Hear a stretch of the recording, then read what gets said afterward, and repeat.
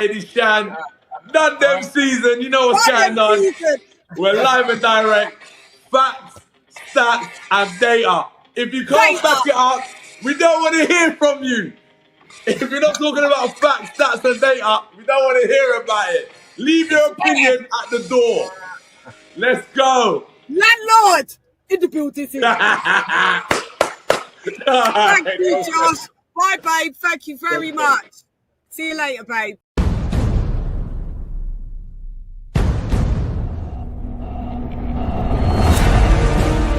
The Hall of Fame.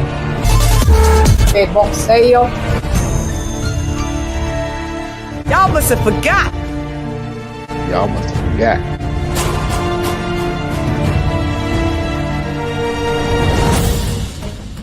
In the building. Attention. Yeah.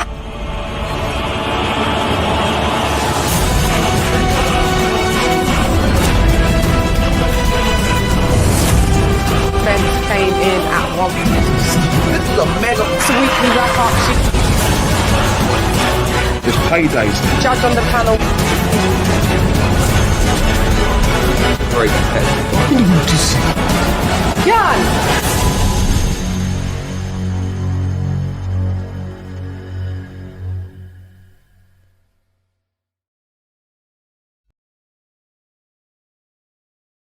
T-minus 30 seconds.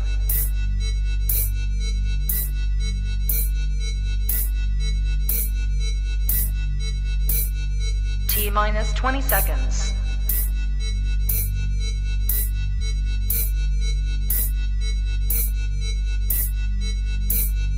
Ten, 9, 8, 7, 6, 5, 4, 3, 2, 1, 0.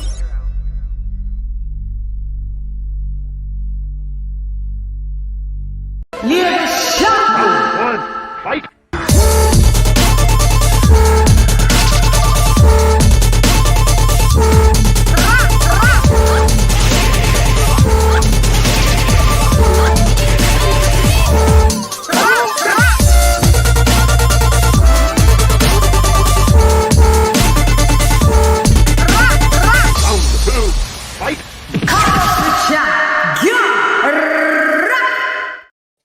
Yo, how you going, Lady Chann, nonetheless, and welcome. It's the prediction show. It's Anthony Joshua, Kristian Prenga KO or upset, Spence versus Tim Tszyu.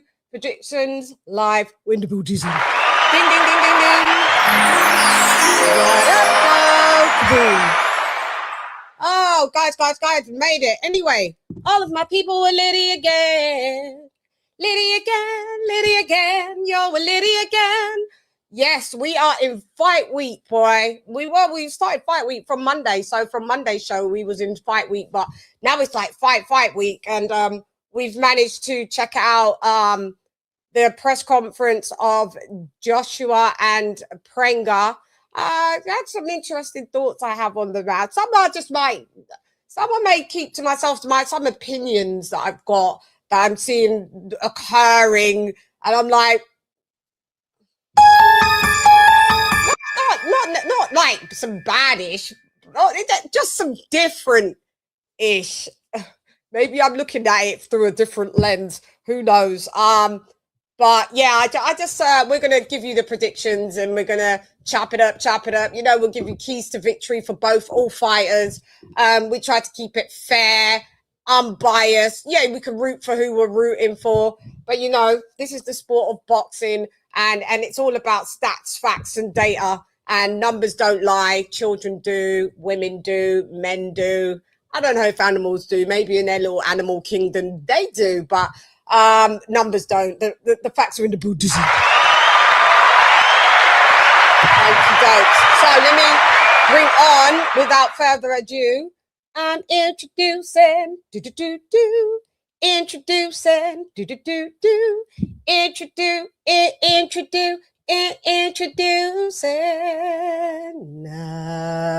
it's AJ all day, it's Alex and KOK, King's in the building. What up, you guys? Thanks for joining me. Another hot night. Hey, So, what up? Baking hot. Baking. Oh, God. stay hot. Yeah, it's tell him. I'm hot, though. Literally, I'm hot. This is not like oil. This is like literally glow. Like, because we be outside in the sun, so I'm catching the kisses of the sun. The glow, this is the fake glow here. You add some glow there in your face a little bit, but you're gonna see the glow coming through on my face as well. I have to be spraying up that makeup spray that makes it made for the desert. Keep that shit matte, because otherwise you'll be frying some scrambled eggs on my skin because it's so hot in front of these lights. I'm melting. Yeah, I don't know if anybody's seen The Wizard of Oz. I'm melting when the house drops on the Wicked Witch. Yeah, she was melting. I'm melting, but I'm not the Wicked Witch. I'm Glenda, the Good Witch. I'm Chann, the Good Witch. Oh, but anyway, enough of my ramblings. Guys, I'm so glad you guys have joined me. KOK, how are you doing today, sir? I'm doing. Oh, can you hear me? Yes, I can hear you. Yeah, I'm doing pretty good. What's up? Oh, good, good that you're doing good. No, just we got some things to chop up. I saw, a couple of bits that I found a little different. I sometimes I've realized, I know guys love me sharing my opinions, and sometimes I'm cool to share my opinions. I think I'm one of the most ballsy boxing content creators out there, but I said to myself, I said to myself though, KOK and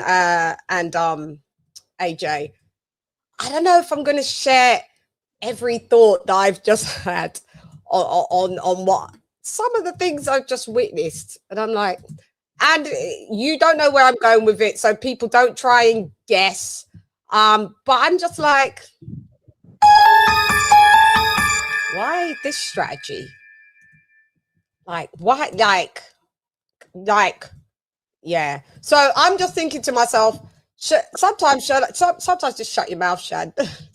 Fuck it. Just sometimes shut your fucking mouth. And I know that goes against my ethos, because you guys like to hear what I've got to say. And I'm not saying that I'm not gonna say what I gotta say, but I guess I won't empty the clip. Yeah. That's why sometimes when you have, like, I wouldn't say know people, but you become accustomed to people, it becomes a slightly, I'm so blind, man, slightly different. And I see in some things and I'm just like, spell Zoo, because I can't spell that. Tim Tszyu, TSYZU. Yeah. TSZYU, I think. I can't remember the Z or Z. The S and Z is before you. Yeah. No, spell it again. KOK said it right. What was it? TSZYU. ZYU, yeah. YU. Yeah. You are correct. Thanks, guys. What do you think of what I've just said? Do you know sometimes I should just shut my mouth if I've just seen things that I'm like, What do you think? You lot like when I share my opinions, don't you? Of course. I don't know who you refer. Like, where you say, like, the problem is the realm you guys are in. It's I don't know. I'm referring to because we're starting off with Anthony Joshua and Christian Prenga. So I watched the press conference earlier today. Sorry, a bit of me being late. Actually, I did take a nap. I was at the gym. I've been at the gym back to back days, and my days start really early now. 9 a.m. gym meetings. Then I come home, grab something to eat, fell asleep a little bit. When I woke up, the press conference had just finished. I had to jack it back because I knew I wanted to speak about it probably on this show. So yeah, but I'm talking about that. I saw some things, and even before that, I've seen some things over the last couple of days that it's confused me, and I just thought, I don't know. Maybe I just don't say. maybe I just don't say it. Do you know what I mean? Because sometimes I think I can say things in it and people might take it that I'm being like fucked up, but I'm not. And then sometimes I think like being in the fight game, I'm who I am, right? And I'm a Virgo, and I'm someone that's getting ready to take my head off in a fight. I don't got time to be nice to you. That's why, do you know what? Shouts out to Errol Spence Jr. because he said, I ain't shaking your hand before this fight, and I ain't shaking your hand after the fight. The animosity stays in the bridges. I'm with it. I'm of that ilk. I'm of that ilk. So when I'm seeing too much pleasantries, I don't like it. I'm just gonna call. I don't like it. I don't know if it's real. Oh yeah. By the way, none of you two's got your avatars on your thing. You got your white discs. Oh man. But yeah, I don't know if you can change them while we're here because it would look better. All right, Larry. Okay, let me try. Yeah. All you have to do is press re-upload picture. It does it to me if I go on other people's panels as well. So I don't know why. On my iPhone, none of you's got pictures. On my Android laptop, you got pictures, and then on my, I guess the TVs are Android, no pictures. So I guess most people are not seeing you with pictures unless they're watching it through a laptop. But what I was going to say, so the pleasantries, I'm not with. We're fighting. And I don't know if it's a I've seen this strategy before and it didn't fare well. It didn't fare well. This strategy did not fare well because we saw this strategy happen in this very city of Jeddah in 2019 in one of the biggest upsets of our modern boxing era when Joshua faced Andy Ruiz. Now, I'm not saying that, you know, this is a full-gone conclusion of whatever and whatever, X, Y, or Z, right? But I would like some fucking disrespect. I want to hear, do you know what? Because maybe he comes in the ring and then he's just, you know, which I believe is just going to be on smoke, right? But why can't we just be on smoke from every press conference, like every face-off? Why can't we just be on smoke? Like, why do we have to be so nice? No. Well, to me, I'm kind of, yeah. Yeah, go ahead. I'm kind of mixed about it myself. I mean, it's like I never really thought too much about it. It's like, of course, I like it when there's animosity because that really amps up the fight as well. But ultimately, like, I don't really care if the guys are like, you know, cordial as well, because ultimately we're still gonna fight regardless, and we're still gonna hopefully see some, you know. Yeah, but we're in a fight. I don't need to see because it's this. Because this is the exact same place where an upset took place, and the lead up to that upset with Andy Ruiz is, remember, Joshua was letting Andy hold the belts and it was very respectful. Do you remember? So just by pattern recognition, let's not play the same game here at this. Let's not like chance fate. Like, just not like, you know, what's the word where you test faith? Like, tempt fate. Yeah, tempt fate. Yeah, let's not do that, because what does it serve you to be nice to the geezer?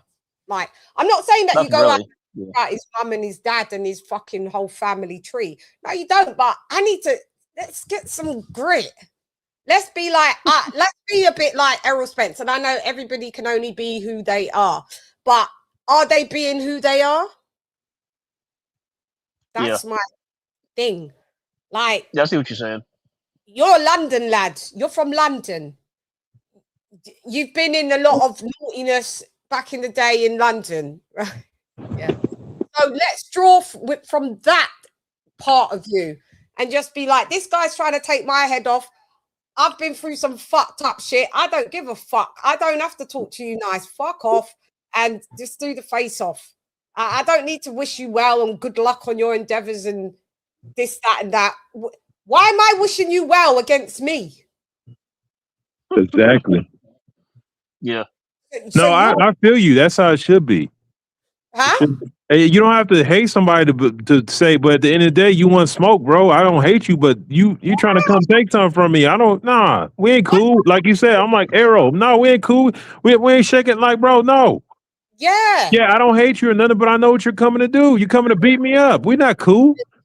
And you could possibly give me a stroke, heart attack, brain aneurysm, anything. Why am I wishing you well?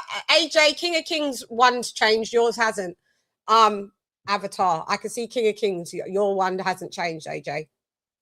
Okay. I'm still working on it. Yeah, why wishing you well means that you beat me.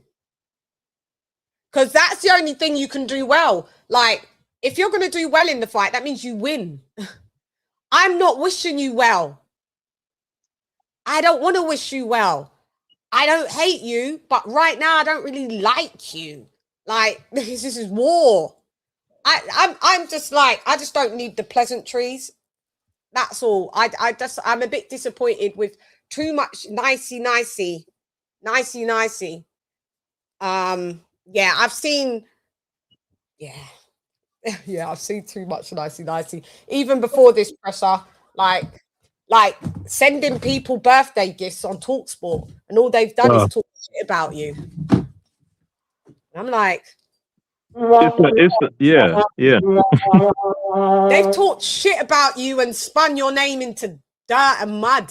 Like, bitches like me out here defending, like, yeah, fuck them. And then I look at that and I'm like, fuck them. Because they just use your name for a little spin-off. And then after this fight, anything that you remotely get wrong, you're going to be slated to the gods on their show on Monday and Tuesday and Wednesday and Thursday. And all they've done is doubted you since after Andy Ruiz. Like, and why is it, or is it a strategy that I'm just missing? It's just like, you know, as they sometimes say, kill people with kindness. Cool, but let's not do that today. We'll kill you with kindness on another day. This is comeback. Meanness. Mean. I need mean. We need mean AJ. We need hungry bean AJ. That's what I'm saying. This and good luck and hope you do well. I don't need that. No, it's like it's a lot of the same issues why people like criticize basketball here. It's like all these dudes want to be friends, and when it's like we grew up, like we seem to like, dude, like I don't care. You Jordan, no, I hate his guts and I want to beat him. And I don't care what he do. I don't care. I want to talk mess. I got smoke for him to the day. Because it's even like back in the day, you got to take Smoking Joe. Smoking Joe had smoke for Muhammad Ali all the way to he didn't care. Dying day.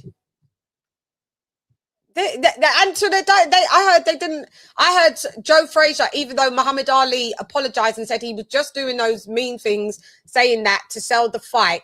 I heard Joe Frazier didn't really forgive Ali. No. He never did. He never did. Nope. Nothing. He never. Yeah. He's like, fuck that shit. I mean, Chann, you realize, Chann, you know, Joe Frazier's family was receiving death threats as a result of what Ali was doing at that time. I didn't know that, really. Yeah. His kids were getting bullied, harassed at school, death threats. It was crazy. It was crazy. Because you see, that's eternal smoke. They're probably up there now. Still, they're probably on their 30th fight. You know, go ahead, go off. We'll be audience members when it's our time. You know what I mean? I'll be at the front of the ring side in heaven when it's my time to go. But till then, go off. Yeah, I respect smoke. I know how I'm built, and I can't fight you nice. My thing is either I just don't fight you, and I'm just talking about in life, or I desecrate you. There's just no middle ground. It just doesn't make sense. It's like going to war as a soldier, and then you meet your enemy and you give him a hug. Yeah. Exactly. Yeah. I'm here to kill you.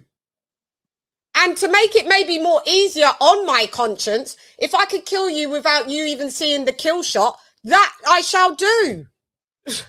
But you're dying nonetheless. Yeah, because what's it served after the fight? It's not like you're gonna be hanging out with this dude or anything like that. No, bro, I don't care what you care. You just one blip on my record. And you came to fight me. And let's be real, if you were able to land a shot and knock me out, you ain't gonna be in the corner talking about, oh, let me hold it back because he was a really nice guy. No. This is what I'm saying. Matter of fact, that reminds me. I remember when who did it was Tevin Farmer. This was all the way back in 2018. Who did he fight? He fought John O'Carroll. This is back when Tevin Farmer was IBF champion at 130, and he was making several defenses. There was a hostile buildup, and they was clowning each other, and Tevin Farmer was calling the dude a pervert because of his beard, which was funny. And then he said, "I'm gonna beat your ass and take you to get chili. I'm gonna take you to Philly cheesesteaks." And he did just that. He beat him, and then he took him to get Philly cheesesteaks in Philly, and they was like hanging out, like they was friends and everything like that. And it's like, well, and I don't know how to feel about that at the time, but now that you're saying this, it's like, yeah, you probably shouldn't have done. I don't know. It seems weird. If you're in the same, why I can split hairs yet again with that story is that the guy that he fought was American, right? No, John O'Carroll was he Irish or British or something like that? Maybe Irish guy. I think something. Okay. Yeah. All right. I was going to be like, well, all right, then I'll split even further here. They're both from the Western Hemisphere, meaning that after I've beat your ass, it's cool. I'll show you my culture. It's fine. Let me get you a Philly cheesesteak. Let's go. Yeah. You know what I mean? Yeah. But so there's still some mutual interest being Westerners, like even though it's two cultures, but we're still Western Hemisphere. With this guy, he's from fucking Albania. No disrespect to any of my Albanians out there, but he's a club boxer, and you don't got to be his friend from the beginning, the middle, nor the end.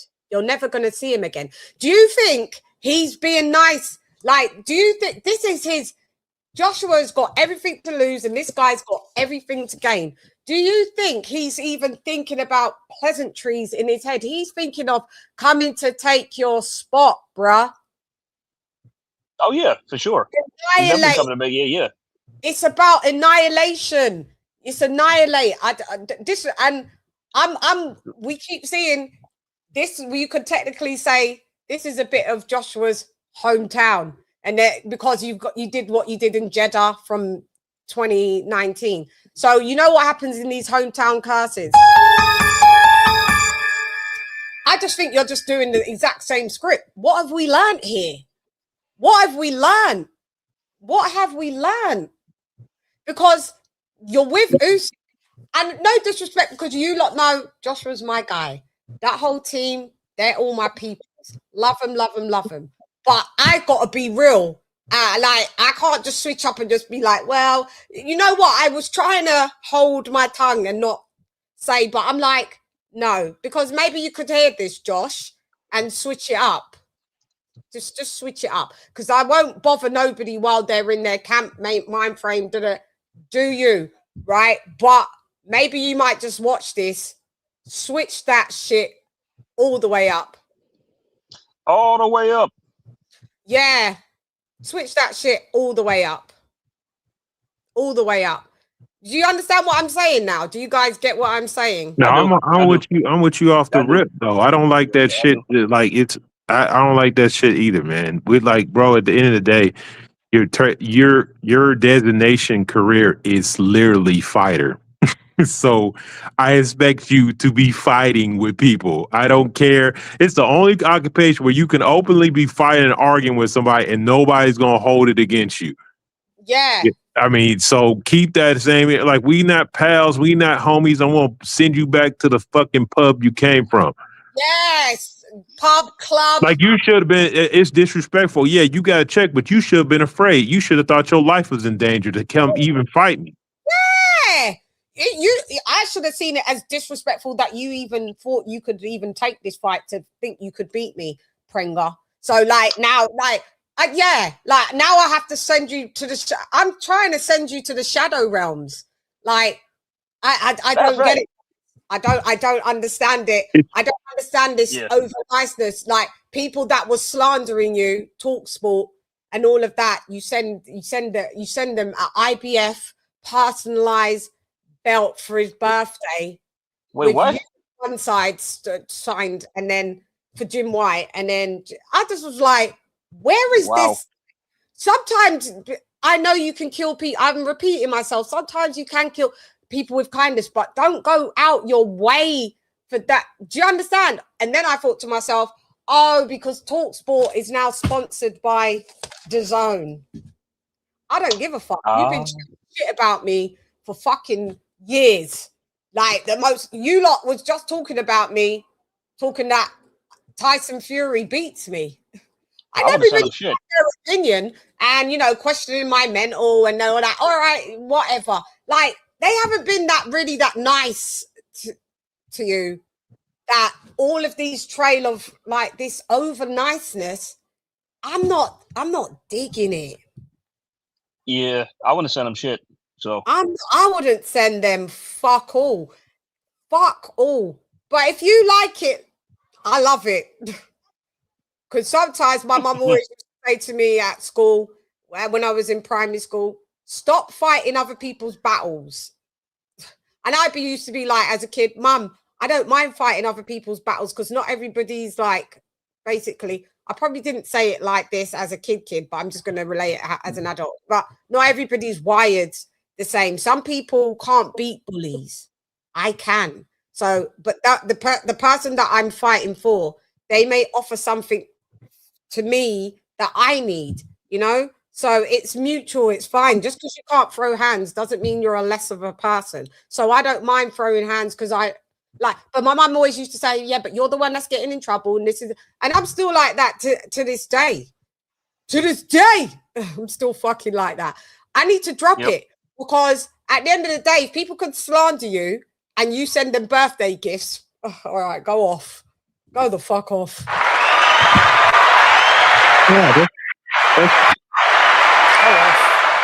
that's why we idolize people like Tyson, because this is like, it don't matter, bro. I don't give a damn about you. I don't give a fuck. He's literally a beast. He's at the house of tigers and stuff. Break your back. My back is spinal. Remember everything. I'll eat your kids. You're a homo. You're this. You're that. Like he for real.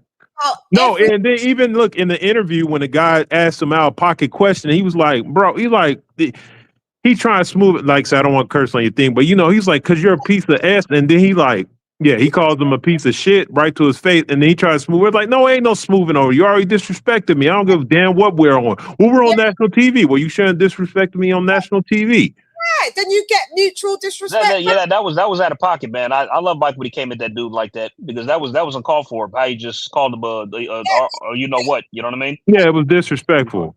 You're lucky your teeth wasn't out of your mouth or punched down your whole throat. Yeah, I mean, because you could tell like he was looking for Mike's guest to bail him out, and as Mike's guest like, nah, bro, you said this shit. Don't look at me. You know what I'm saying? Yeah, don't look for the smoke, and then when you're over there choking out, don't get mad now. Because you want to play. Look, that's a pussy move. That's like when motherfucker talks mess after everybody's in between you trying to break the fight up. Like, bro, what you mean? Bro, you didn't want to smoke. Shut up. Don't try and do that shit now. Yeah, like hold me back. Come on. Let's go, baby. Let's go.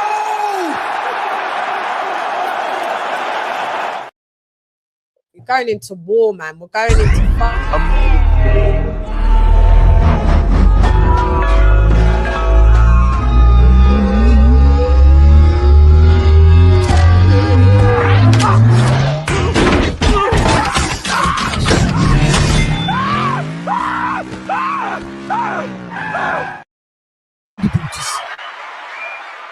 maybe it's just my mentality is different. I'm from like London, and and you guys are from where you guys are, and it, like I said, we share a Western Hemisphere. That's why, even though we're from 3 different places and 2 different countries, we're all 3 are relating that when it's smoke time, it's fucking smoke. I'm sorry. I've just been irked over the last 48 hours now, and I'm just like, oh God. I remember he had smoked for Otto Wallin. He wasn't friendly with him at all. Then he went and decimated him. And he fights better. I think Joshua fights better when he doesn't look how he beat up Pulev, because Pulev made that, I want to have that tan like Anthony Joshua. It was kind of a racial kind of dig. And Anthony Joshua did the face-offs and was like, listen, you pussy. Yeah, because they tracked Anthony Joshua's mic because, you know, they play back what they said. And Anthony Joshua's like, you're a pussy. And then look how he dealt with Pulev in the ring. Anybody that Anthony Joshua likes and shows too much respect, it's a tougher fight for him. It was a tougher fight. You showed, and I'm not saying you shouldn't show Klitschko respect, but you showed him a hell of a lot in the lead up to that. And then you lot was each other in the ring, drop. You know, I mean, that was a tough fight. You know, Andrew Ruiz, that was a tough fight. You got stopped on your feet. Too nice, holding belts. This isn't show and tell. Oh, this isn't show and tell. It's not show and tell. This dude's coming to take a bait. The see actions and the tongue is very mighty. You say that guy came and swooped all your belts. And then you did amazing performance. The second fight, rematch, all good. But got him back, clean that up. But yeah, doing the same. Why are we reciting the same hymn from the same hymn book when it didn't go right? It didn't go right. Fuck Prenga. Who the fuck are you? We don't care. I don't want to take you for a Philly cheese steak after. I don't want to take you to a Five Guys. I don't want to bring you to fucking Big Ben, the Houses of Parliament. Nothing. After this fight, you're void. Null and void. Smoke. Not everyone's built the same. I don't know what this is. So I'm irked. And I wasn't going to say none of this. That's why I'm saying, guys, sometimes I just shouldn't say my shit. It's like sometimes you just need to say your shit because it's real. And if you care about people, you want to say the reals. You don't want to be, oh, yes, it's okay. We're not worthy. We're not worthy. No, fuck that shit. That shit ain't it. Bars.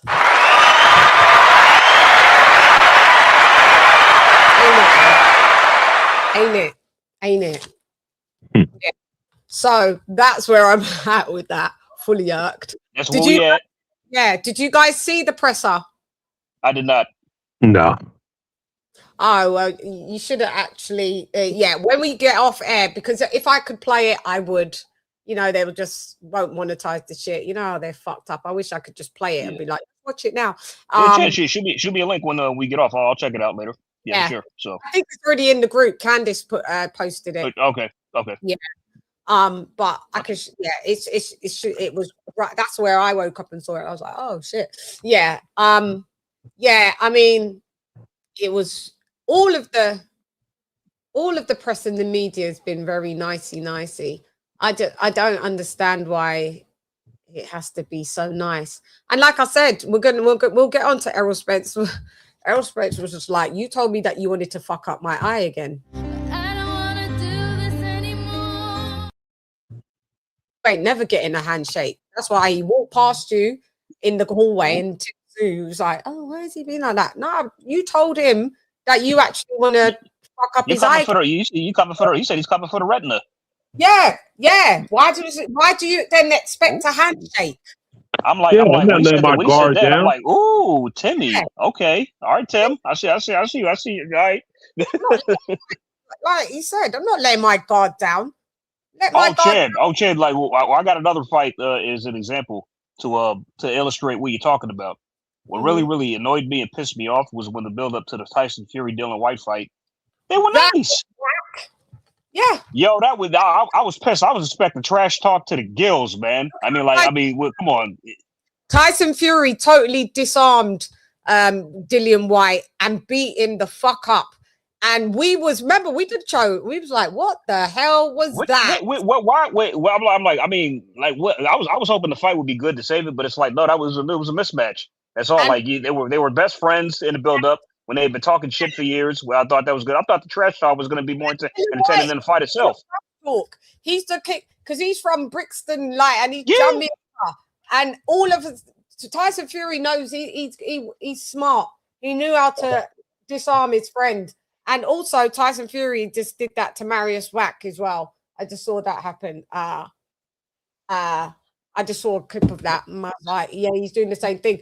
Actually, one thing I did see AJ do, like when they did the last face-off, it was quite nice. And then I think AJ, I think he did like gun finger, like, but he smiled to the audience and like everyone kind of like, it was like, yeah, but it was very nice and polite.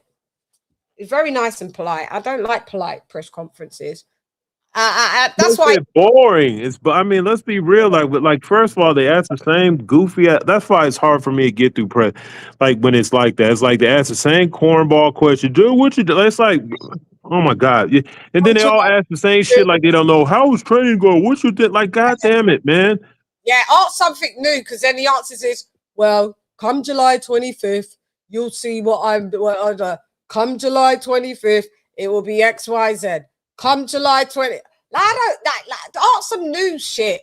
Ask some new shit. Ask some new shit. Has there been drug testing? Because he's from Albania, what do you reckon? Has he been on the VADA program? Yay or nay? Let's ask some questions where we can prod. Do you know what I mean? Has everybody been tested? Yeah? How many times have you been tested while you were in camp, Pringa? Because I know Josh is on the clean one all year round, but let's ask different things. What weaknesses have you seen in Anthony Joshua? Tell us. Well, of course he's not going to tell you, even if he has seen any. What? He'd be able to do that. Why would anybody tell you? You want them to do the weaknesses so you can beat them. Yes, I hate when every time they ask that question. Well, what is the game plan for? Like, why are you asking? No, they're not gonna tell you. I'll tell you that. I'm like, you'll see in the ring. Don't worry. Why would I tell you my game plan? I don't think the press conference is the funny part. Is at one point in time they used to do those because it was to circulate advertisement for the fight. Modern day fights don't need it. They don't need it. Like they already are circulating, streaming like commercials all through you. You don't need the press conference. Like what articles they gonna go right on their little blog? I don't know the last time I saw a newspaper. Like, what are y'all doing? Nobody looking at no photos you took. Oh, a little tweet thing. Well, sure, I can. If I want to see that, I watch a Chann tweet because she actually got access to the real. Like, why am I watching your crap for? Like, those press conferences are so boring. Right. This is what I accept is everything that you've just said. Right. Sometimes the press conferences just make you just like, I want to watch this. That's true. Like, yeah, literally, a good enough fight sells itself. It does, literally. A good enough fight sells itself, and I just thought that being authentically angry to someone that wants to beat you up was the way to be. I didn't know there was politeness. Sending people birthday presents, and that's just slandered your whole name. I don't get just. Do you know what? I just realized they like it, man. I love it. Just let them do them, man. Yeah, just do you. And when it comes, when it goes, would it be 180 or 360? When it goes 360 and goes back to how it was them slandering you, no one's out to defend because it's like, why do you need their validation? They don't that's kind of like that's kind of like what it is. It's like he's doing that to get like their approval or something. Yeah, in a way, And it's like, bro, you don't. I mean, you don't need it. You never did. You don't need anybody's approval. He was like, I appreciate what you guys do in the sport of boxing. Simon Jordan and Tim White. And Tim White don't even know boxing. If boxing walked up to him and boxed him in his mouth, You don't know a right hook from a fish hook. Is that? That's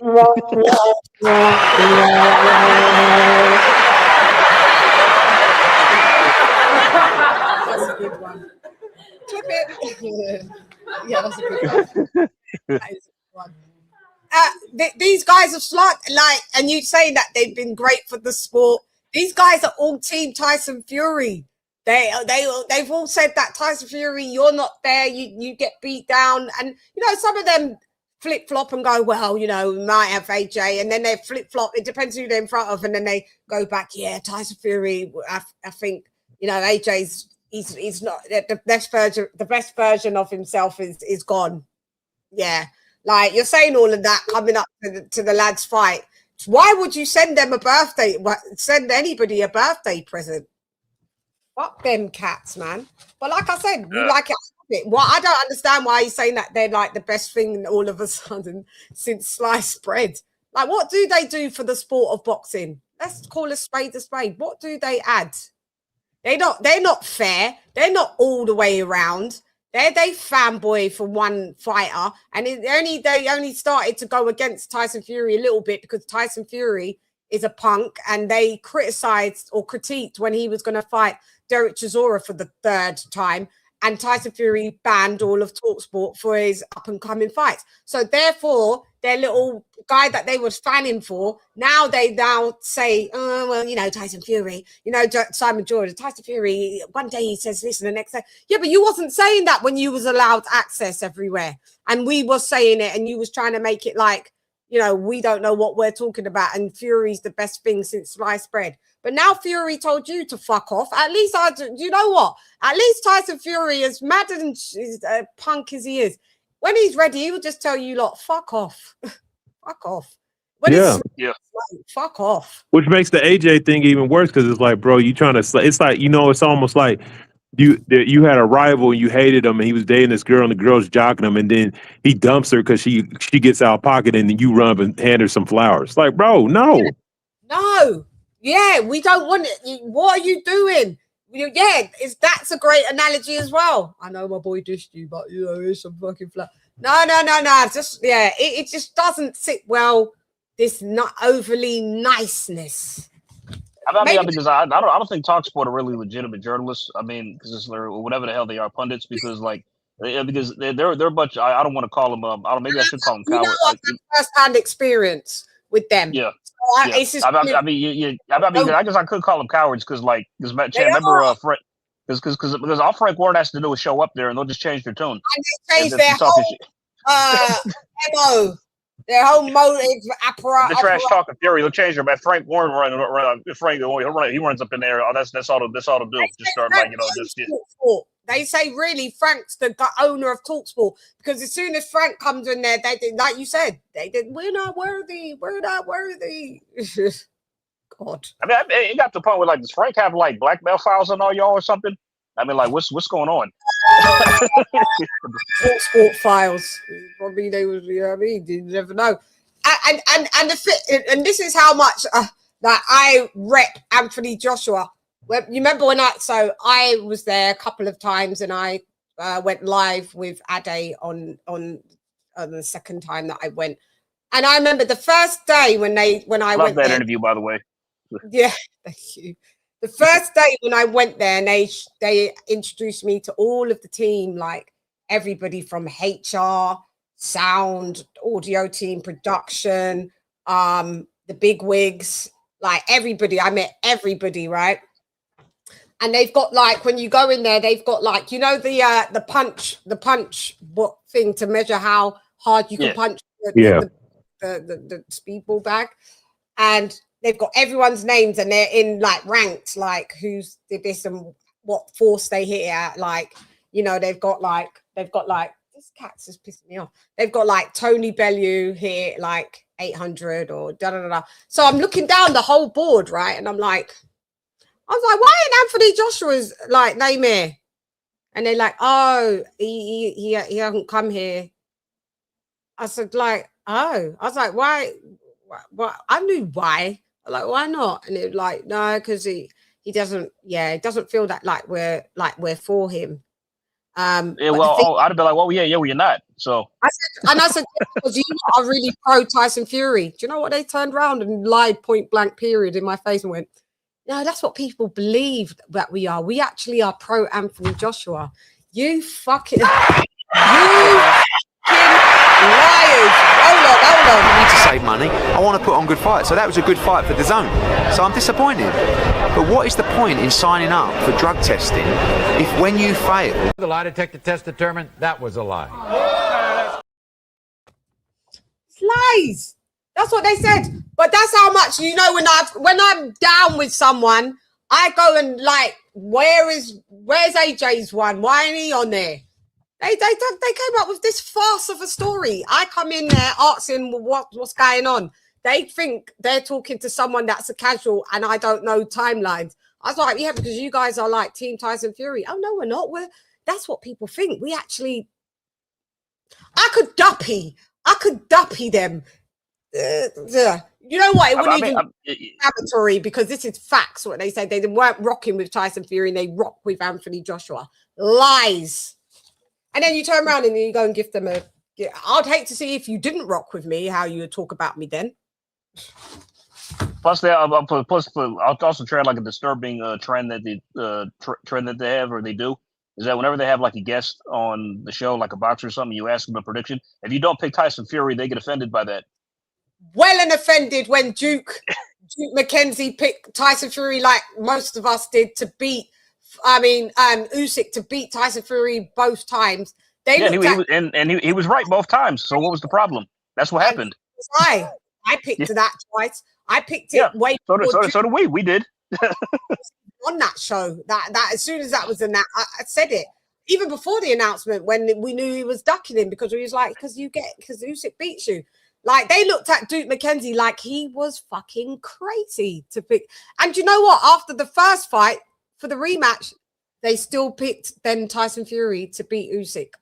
That's how much you know about fucking boxing. Anybody with 2 eyes could see Usyk was going to wash Tyson Fury the second time. Come on, this is just be real in life. That's why I just don't. Yeah, fuck them cats, man. Fuck them. I don't get it. Yeah, whatever. But if you want to get them presents, fine. Do what you do. You know what I'm saying? Yeah, I find it wild. Maybe it's something that I'm just not getting. Maybe it's just, you know what? I don't give a fuck about you lot. I'll kill you with kindness. If you want to get him a joke gift, like something that's insulting, that's fine. I do that. That's cool. Not something that he got them the fucking IBF belt, because I think IBF belt one of the first belts that Joshua won. Yeah, it was the first. Yeah. So he had the IBO for, and then the IBF was the first belt that he won from Martin. Yeah, that was it. Yeah, that was the one. That is of sentimental value. Then you've got Jim White on there.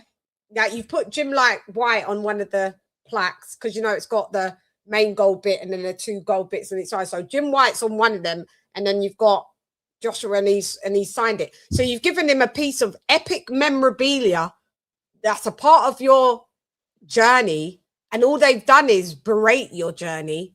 Why would you do that? Yes. I don't understand. Maybe it's not for me to understand. Maybe down the line I'll get to understand. I don't know, but you're better than me, man. You're better than me. I wish I could be that good of a person. Not. No, you can't fuck with me like that. And I'm gonna be a good person to you. I'm not. And I'm talking with them people because I have first-hand experience. So I don't care what anybody's got to say. It just looks crazy. And then you go to the presser and that looks fucking crazy. It's crazy. Yeah. I can be vindictive too because I know a guy. I wasn't necessarily friends with this guy. I know him, but he's actually in trouble with the law now. He's probably going to prison for a long time. That I went to high school with, and I was actually contemplating sending him a joke gift. I was going to send him a couple bars of soap with a note saying, "Don't drop these." Yes, that would be. That makes more sense. Things like that. Things like that. Exactly. That's good. I would implore you to do so. Yeah. Fucked with you. Hi, Dr. P. What up, Joe?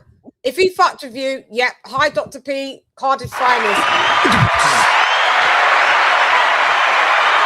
I can't. Is there De Niro? What up, D? Hope you're feeling better.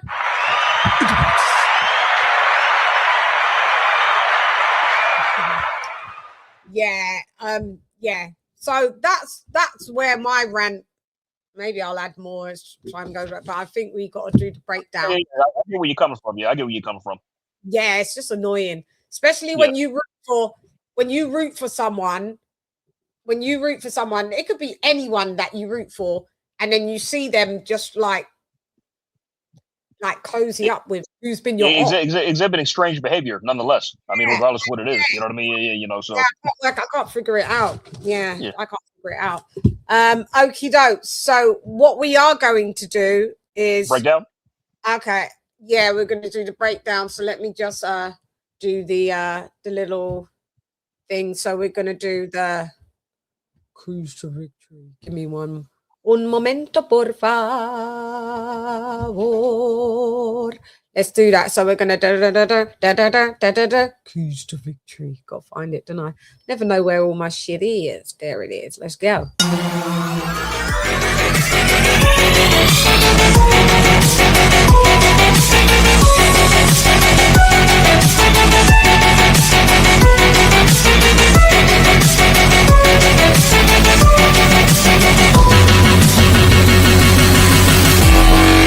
Keys to victory.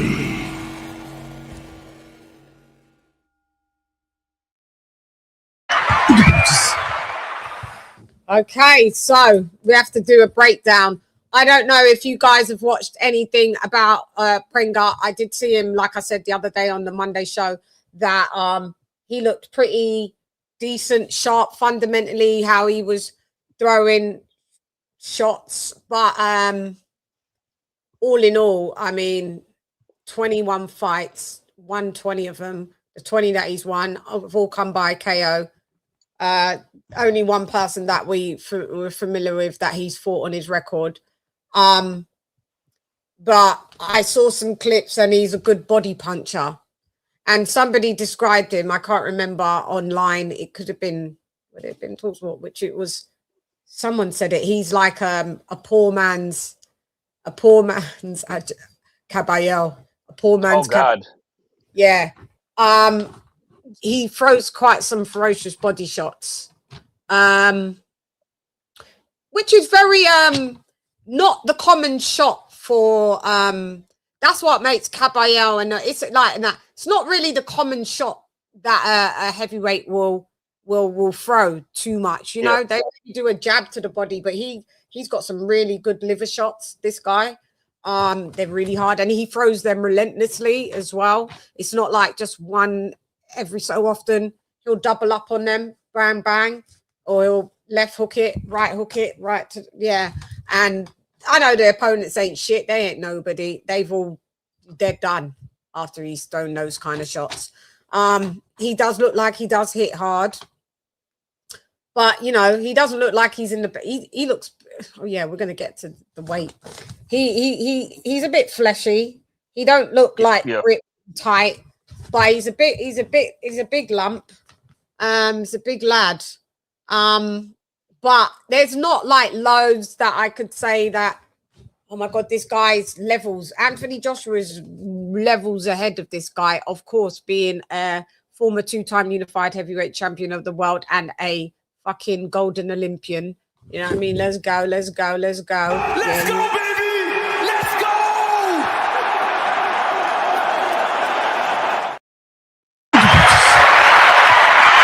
Stop being nice. Cut the niceness out. Sister Chann is not happy. I'm fucking happy. Yeah, but there's nothing that tells me we've got to do the keys to victory. And at the end of the day, right, where we can say it, it's boxing, it's heavyweight boxing. As they say, I know it sounds as cliche as it sounds. It only takes one punch and it changes the whole fight. Yep. Good night.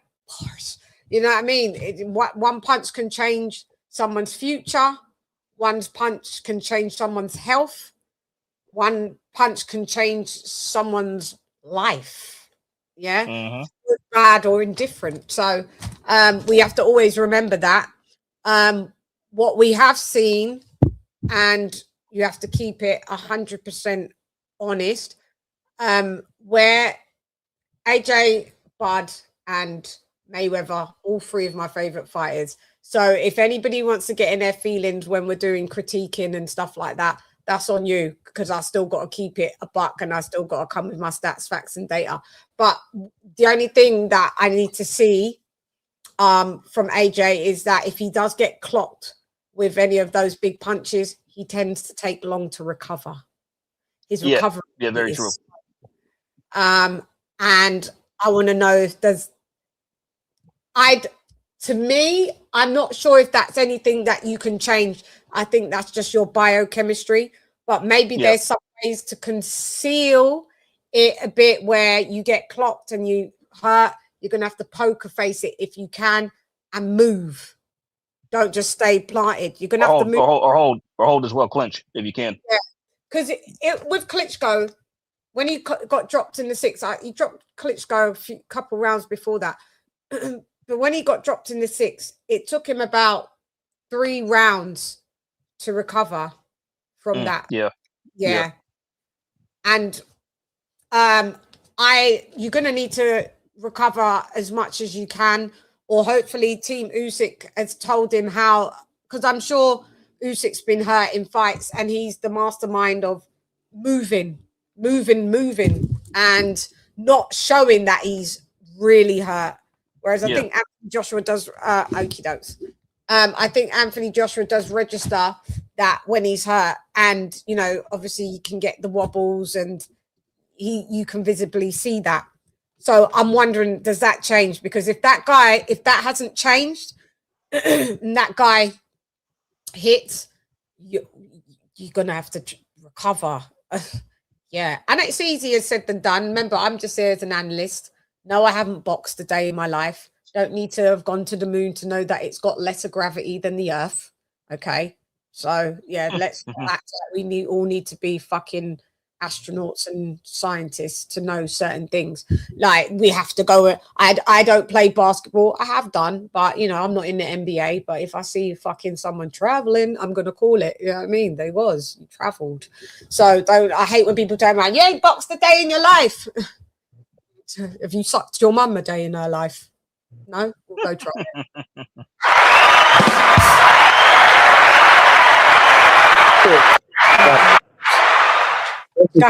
Because even if my point is wrong, then okay, say I haven't boxed a day in my life and explain to me why I was inaccurate.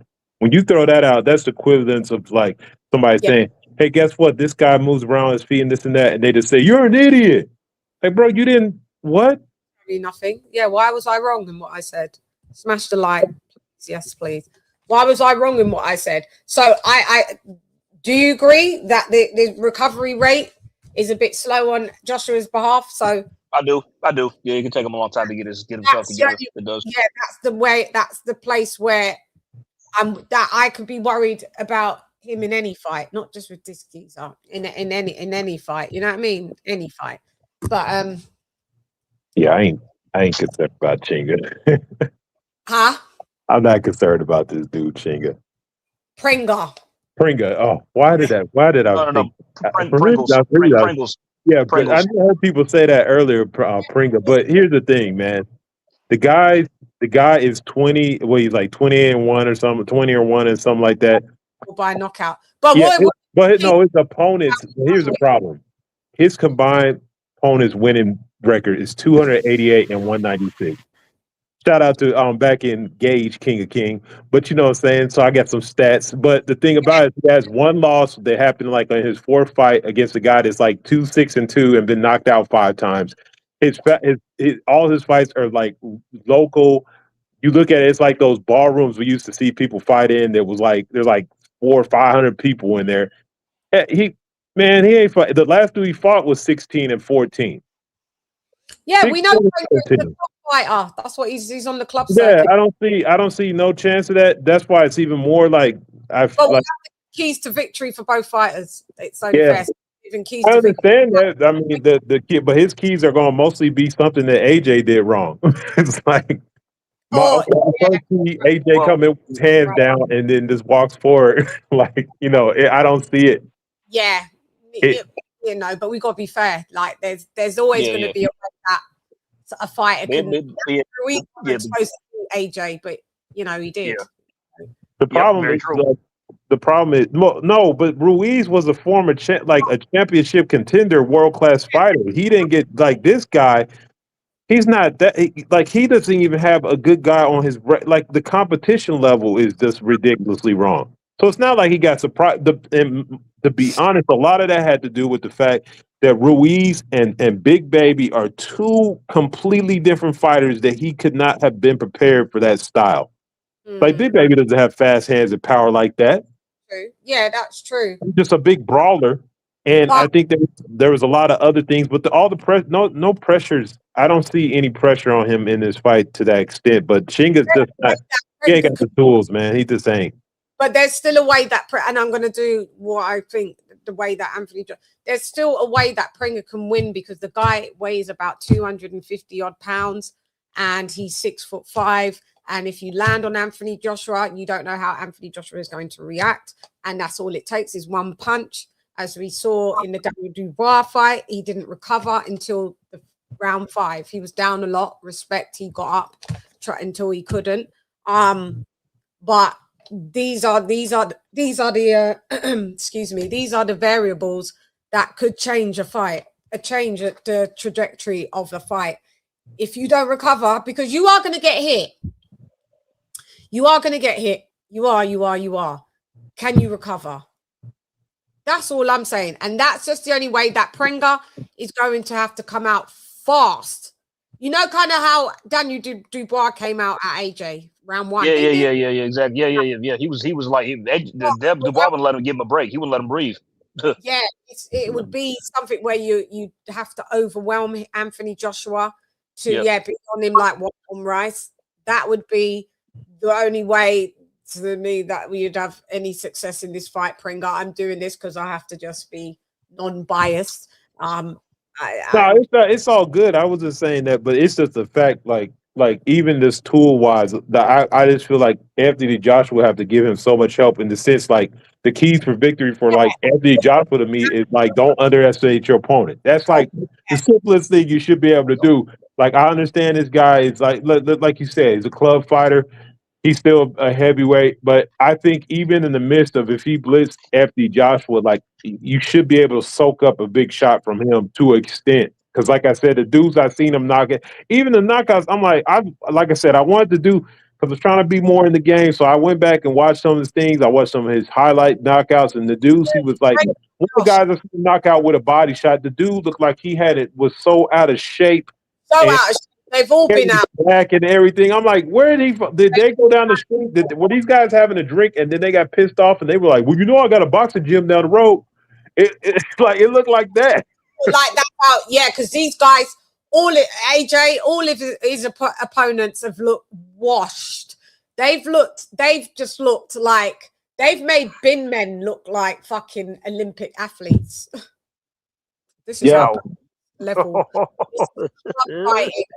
This is club fighting at the most gutter level.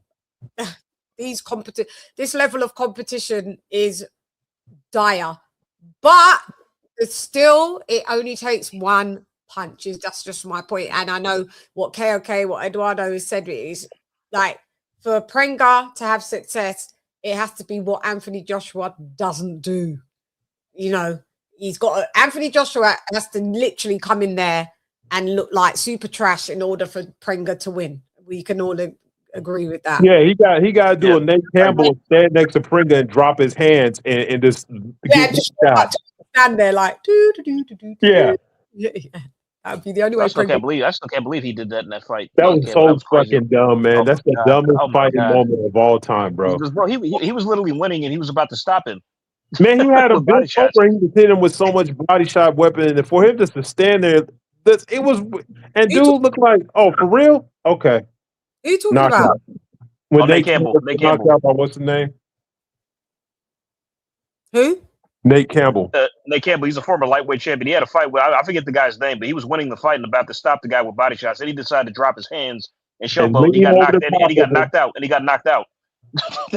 No, I'm not aware of it. I'm not aware of that. No, Nate Campbell to be like before Floyd completed, like he's in that area with the Casamayors and the ferocious. He was in that region of fighters, like slightly kind of behind, like He actually had a fight against Casimoyer that he got robbed. But yeah, that dude, that's the only time I've seen a fighter do that, like literally just put his hands down and lean on the dude while the dude's leaning over in pain, and just the dude just brought everything out of him, knocked him out. Like Maybe that's the only fight, and I'm just like blurring that. I'll find it and show you. Yeah, I'll show send it. it to you. Yeah. That's my odds. He's the Filipino lad. No, he's Cuban. Cuban. Joel Casamayor. That's his full name. Yeah. Who's the one that I'm thinking of? The Filipino. Oh, you thinking of Cass? No, I was thinking of Mark Maxayo. There's another one in it. There's another Filipino dude from John Rio Casamero. Him, right? That's it. Yeah, that's it. Yeah. So I'm like, oh, okay. Yeah, show me. He was the one that was supposed to fight anyway, but pulled out and was bullshit and shit. Yeah. So yeah. So the little guys. Yeah. Yeah. Well, Edward, that's what would have to be done. That Anthony Joshua would just have to like walk up to him, have his hands down, and just stand in front of Pringa for Pringa to get that off. So, have you noticed anything good that Pringa does? Because I watched the body shots, and like I said, not really. They did. He keeps his hands up. He's like sharp in the shadow box. He just. It's all right. Yeah, but the problem, like I said, is just the hairy dude he beat up in the belly. It's like, bro, like how you didn't know you just hit that dude in the belly? He's gonna go. He running around looking like one of them players off Mike Tyson's Punch Out with the little on his belly. Yeah. King Hippo. Boxer, quite an established one as well. You know, they know he knows like Rico Van Hoven. They're all from the same little fraternity of, they're kickboxers. So, but he doesn't look, because I'm not, like I said, I'm not a fan of kickboxers that turn into boxers, because kickboxers, like they're allowed to cross their legs in their stance, and they try bring that into boxing, and that's just not the correct shape to hold with crossing your legs. So they tend to have trash footwork. And I tell you who, I actually said it to him, Tommy Morrison's son. That was the fighter. Oh. He was a kickboxer. I told him was he? Like, I need to see that footwork, because you guys do not kick kickboxers into. Same with Dillian White. That's why he ain't got good footwork. Yep, that's true. They don't plant their feet properly, and they lose power on their punches by the way they stand. It's like they stand more upright. It's not something you fundamentally so off. Yeah, that's what. So I'm not really a big fan, but I did notice, maybe I haven't seen enough of him. I did notice that he holds shape all right, Pringa. It's not bad how he, the level of competition is dire, but what I'm saying is he doesn't look like too messy. Maybe I haven't seen enough, but I'm just saying the bits that I've seen doesn't look too messy. So yeah, don't look too messy. But who knows? Anything else that I saw that was good? I mean, he doesn't look like he keeps in shape, Pringa. Like I said, he's fleshy. Yeah. Big guy. But I can't wait to see what Anthony Joshua weighs in, because I'm going anywhere between like 238 to 242. He looks not lean. Are you seeing how small he is? I am. Yes, he's very lean indeed. That's another that's a worry in a way for me. In a way, not in a way. In a way, that's a worry for me as well, because I heard them saying today that when he had to make weight for the Jake Paul fight, he had to weigh in at 245. So he looks smaller than that, right? And he's probably experimenting what his optimum weight is. I've already said it's 247. Maybe just by the analytics. I'm not in his body. Maybe 247 is there, but I've just looked at his records as well, and he's had a lot of success at 247, where he's not too bulked, and he's always going to be cut. He's not too overly bulked, and he's not too under. Because for me, this is a part of the breakdown, so I'm going to mention all these things because this is just how my mind works. and it might not be even correct, but I think there's a psychological thing with guys that pump weights across the board, that if they lose too much weight, even though your body is now not producing all that lactic acid because it don't need to fuel those muscles, psychologically, some lads, when they feel small, their power is a bit diminished because they don't believe it within themselves because they're small. And then there's some, to when they are big and bulky, they feel more immovable, like you can't just nudge them. They feel more solid. They believe in their punch. They believe in their power. Their attitude's different. Their confidence is different. But yeah, there's the con of it that you can gas out. And AJ has gassed out, you know, when it comes to certain of them later rounds. So I think do you remember when he fought Usyk, the first fight? He went down to his second time lowest because Andy Ruiz 2 was like what was Andy? Check the stat. I think he was 237 and 237 in the Ruiz rematch. 230. Late 230s. I think it was late 230s. Yeah. Check the exact number if you don't mind. Check the exact number so I can be correct. And then check also what he weighed in with Usyk 1. Because I remember I wasn't happy there either. I went, why are you giving away your biggest attribute? And I was like, oh, because he wants to move. But also, I don't see that Anthony Joshua, I could be wrong. This fight could prove everything that I said is wrong. Remember, this isn't a fact. This is what I'm stating with my opinions here. That when Anthony Joshua is too light, he doesn't throw with the same mean intentions because he wants to move and wants to be more masterful in boxing. Where I just always stress, yeah, you don't want to be too big, but you don't also want to be too small. Because now, if you looked in that face-off, Prenga's bigger than him. You want to move? He's lost a lot of weight, Anthony Joshua. Very, very lean. So I'm interested in this weigh-in, but I'm worried. Not worried that I think he doesn't win the fight. No, I'm more worried on the psychology of when I know lads, when they bang weights and they bulk up, they feel better. They feel more powerful because they're behind. Do you understand what I'm saying? You lot go and do gym. And then when you lose weight, you feel a bit like, you feel a bit weaker. Yeah. Some guys, Joshua's weight for the first Ruiz fight was 237. That was on that. And then for the first Usyk fight, he weighed 240. Yeah. Ruiz 240 for. Okay, so so that was for Usyk 1. Yeah, he's not in the 240s. He's not. I thought he could be up to 242, and no. He's smaller than that 240 then, because you know Usyk would come in and fight at 221. I don't think Joshua was there, but he's in them 230s, isn't he? Do you think he's less than what? Do you think he's less than 237? No. Hard to say. I think he's in the 230s for sure. Maybe mid, maybe mid or late 230s. I'd say. Maybe. So, well, okay, but late is 237. That will be late 230s. Yeah. I'd say maybe. If I were to guess accurately, I'd say probably 238, 239, something like that. I need to see what he looks like again at Ruiz too. I need to have a look. Let me have a look. Ruiz 2. AJ Ruiz 2. Because he looks really small. AJ first. Ruiz. That's why I implore you lot to go and Edward and Thingy to go and have a look at it. Okay, there he is. Let me have a look. I'll put it up. 1 sec.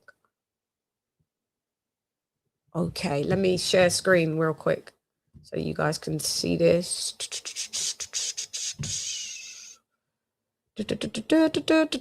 Share screen. Let's have a look.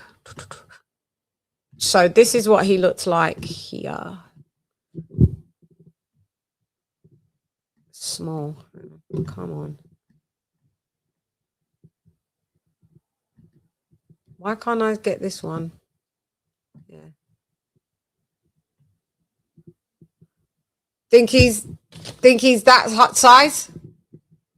Not select. Oh no, he looks even. I think he looks even smaller than that.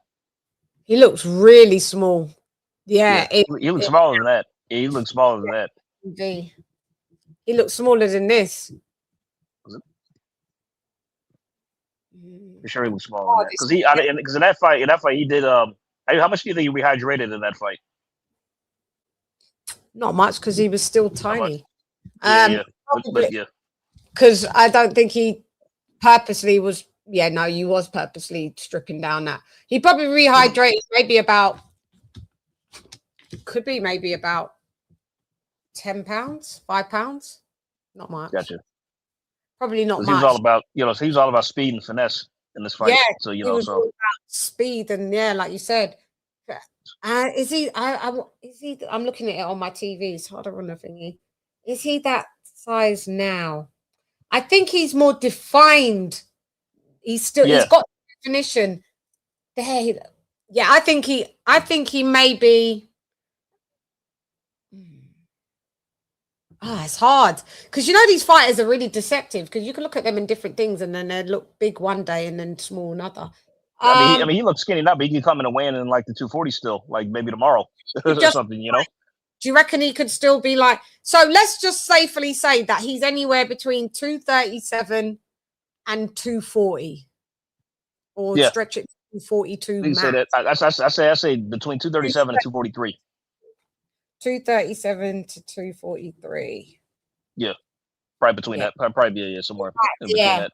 He's small. He's small. Yeah, he's really small, and that a bit of it worries me because I know he feels more. Well, I don't know. When I say these things, I know because I don't, because I'm not him, and I've never had this discussion with him like that. Asking that, I'm just going by what I've always thought and what I've seen is that I feel that he feels better when he's got a bit of bulk and he throws with meaner intentions, but I could be wrong. Maybe he's maybe for this fight he's looking to box and maybe just kind of move and get rounds in, something like that. Yeah. You think? So yeah. So that's why he's coming in this kind of shape, Doing a lot of work in Camp Usyk, and they be working you hard, boy. They be working you hard. Yeah, they're not playing in that camp, not playing at all. So that would have lost you a lot of weight. And being in Saudi Arabia now, boy, they're like 48 degrees. Fucking baking. Woo. Yeah. So you probably lose a little bit more weight there. Been there for a few days now. So nearly a week, isn't it? So, I mean, yeah. KOK, got anything to add? Is he here? No. No, man. Not kidding. Oh yeah, I thought that was it. Yeah, he's on mute. I'd like his input on that, but yeah, we can sharpen up. So yeah, but I could let me see. Did you want to start the keys to victory, or you want to go? I want to do keys to victory of I want to do I don't know. I want to do keys to victory now for my guy. So let's go. I want to do keys to victory for AJ all day. No, you don't. Hang on. Keys to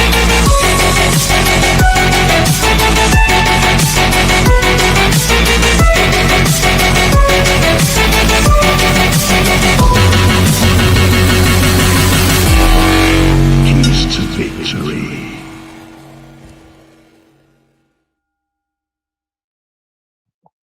So now we're gonna go with AJ.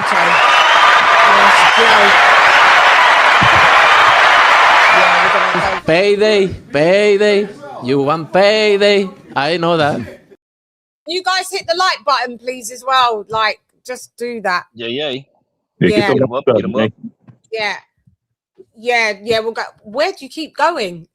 I had to step out. I was cooking. My bad. I'd be on strict diet, so I got my food getting ready. Yeah. Well, you can still chime in because AJ's just going to start the keys of victory on AJ, and we was just discussing his weight. so we can still discuss his weight. But go ahead, AJ all day. Thanks for sharing. Alrighty. Keys to victory. Let's see here. Well, since considering the shape that Joshua has coming at, I think that he's probably looking out to end this fight early. Think he's going to look to box a little bit, probably move, just get some rounds in. But I don't see it going to the distance. I think he's gonna have to just establish his jab. Just keep it in Pringa's face. Just keep him at a distance. They use straight hard punches, like one twos. Also working getting some body shots too if you can, like maybe stabbing shots to the body. Just keep. But you know what? A thing that he said as well. He said, like when they asked him what has he been like really like learning in Camp Usyk, and he was like, now I can, like, it sounds like they've made him more of a complete fighter by the words that he's described, which is phenomenal if that's the case. Yeah. Filled in some of the holes, but he did say that he's now like throwing 3-4 punch combinations, and I'm like, oh, that's good. I'll be throwing combos. That's good. I like that. Do you know what he used? Go look at Prime AJ. He used to be left hook, right hook, up through the guard with the uppercut, or 1-2, and then hook, like uppercut.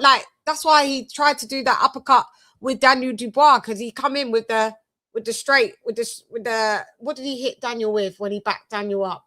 I think was was that a right? I can't remember. It was a hook, but I can't remember which one. Well, I don't know if I remember if it was a right hook or a left hook. Right hook could have been and a right hook, back Daniel up. Then Joshua, I think, tried to give him the left hook, and then Daniel come with the right hook, and that's what knocked him out.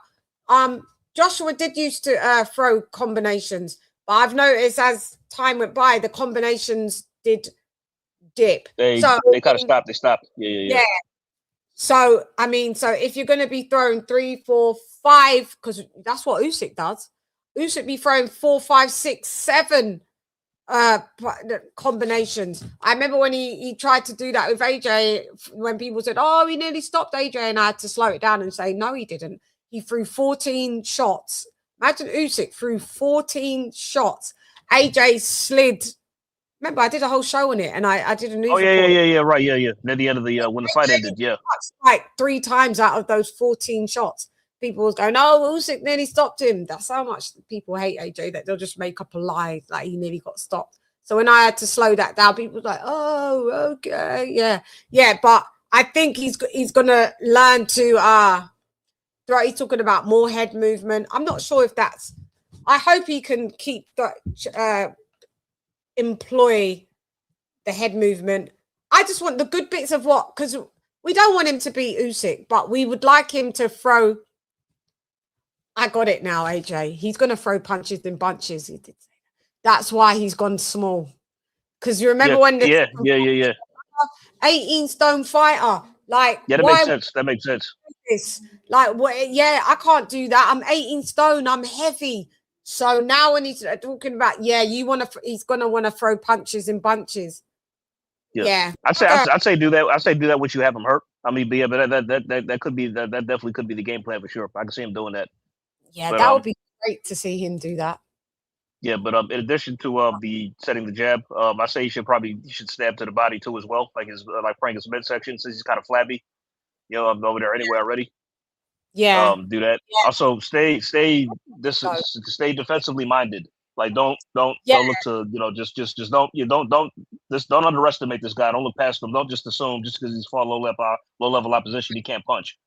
Because just don't assume he's fought all nothing but like mostly nothing but pies. He can't punch. Don't risk that. You know what I mean? Yeah. So, then I'd say like as the fight wears on, start up in the pressure a bit, throwing combinations. And really just taking it to this guy. Then I think, and also set a pace that Pringa's not used to, because he used to control fights at his pace. Set a pace that Pringa's not used to. So what is Pringa's pace? No, I mean, see, I'm moving to him next. I'm going to Pringa next. So I did some study on him last night when I was at work. Found a brief video of Pringa, and I really saw nothing that jumped out at me. Like I said, he's fought pretty much nothing but pies. No offense. He seems to have he seems to go to the body a lot for short compact hooks, but I don't think AJ is going to have to really worry about his body punching I think if he keeps him at a distance, he won't really get in. He won't really get to AJ's body. So I think that's pretty much what he's going to do. So I think that's kind of like a non-factor. For the most part, I think he seems a bit slow. Not much in terms of footwork or foot speed. A foot like that. Yeah, kind of cumbersome as well. Not really technically sound. Seems to be just he's pretty much just like a. Yeah, he's not. He flails wide shots. Yeah, but when he was doing his when they do the just the shadow boxing, his shot selection. Okay. I mean that I didn't see. I just seen it I didn't look at that kind of fight. I didn't see his training footage. I saw his actual fights. Yeah, like just how you look there. So but just ultimately, I think that he's just the brawler club fighter, more or less. No offense. Yeah, he's got nothing for AJ. Really. No, he doesn't. I mean, like he's got a puncher's chance. And I think just honestly, if he was going to have success and maybe cause an upset, he's going to pressure AJ early. But I think if he does that, that'll be a mistake because I think AJ will catch him with something pretty heavy, and the fight could be over pretty early if that happens. So yeah. And he could try to make it rough, physical, uncomfortable on the inside, but then again, a big mistake. I think honestly, despite him weighing more than AJ, like I think AJ's pretty much a stronger physical specimen. He's got greater physical strength. Yeah, with one punch power, do you think, with higher level of opponents? Because people keep making this thing about Pringa can punch, but so can Anthony Joshua. Yeah, I mean, come on. I mean, it's like, what are we talking about? I mean, that's what I'm saying. It's like that's why everybody's with the comparisons when he was compared to Wilder. It's like, well, Joshua was a puncher too, right? And he has one punch knockout power just like Wilder does. You know what I'm saying? Yeah. Everything you're saying about this guy, this guy does this too. So I'm better than you, Pringa. Yeah. Ultimately, I see a if this was a AJ, like a real peak AJ from a few years ago, I'd pick this fight to end in 1 or 2 rounds. But I'm going to give AJ the benefit of the doubt since he's coming. This is his comeback fight, the metal stick, combining everything we know about him so far leading up to this. I'm gonna go. I said stop this guy probably 4 or 5 rounds. Okie dokes. Let's go with Eduardo.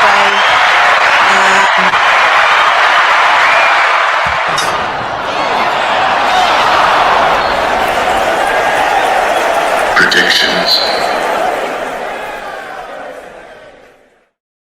Go ahead, Eduardo.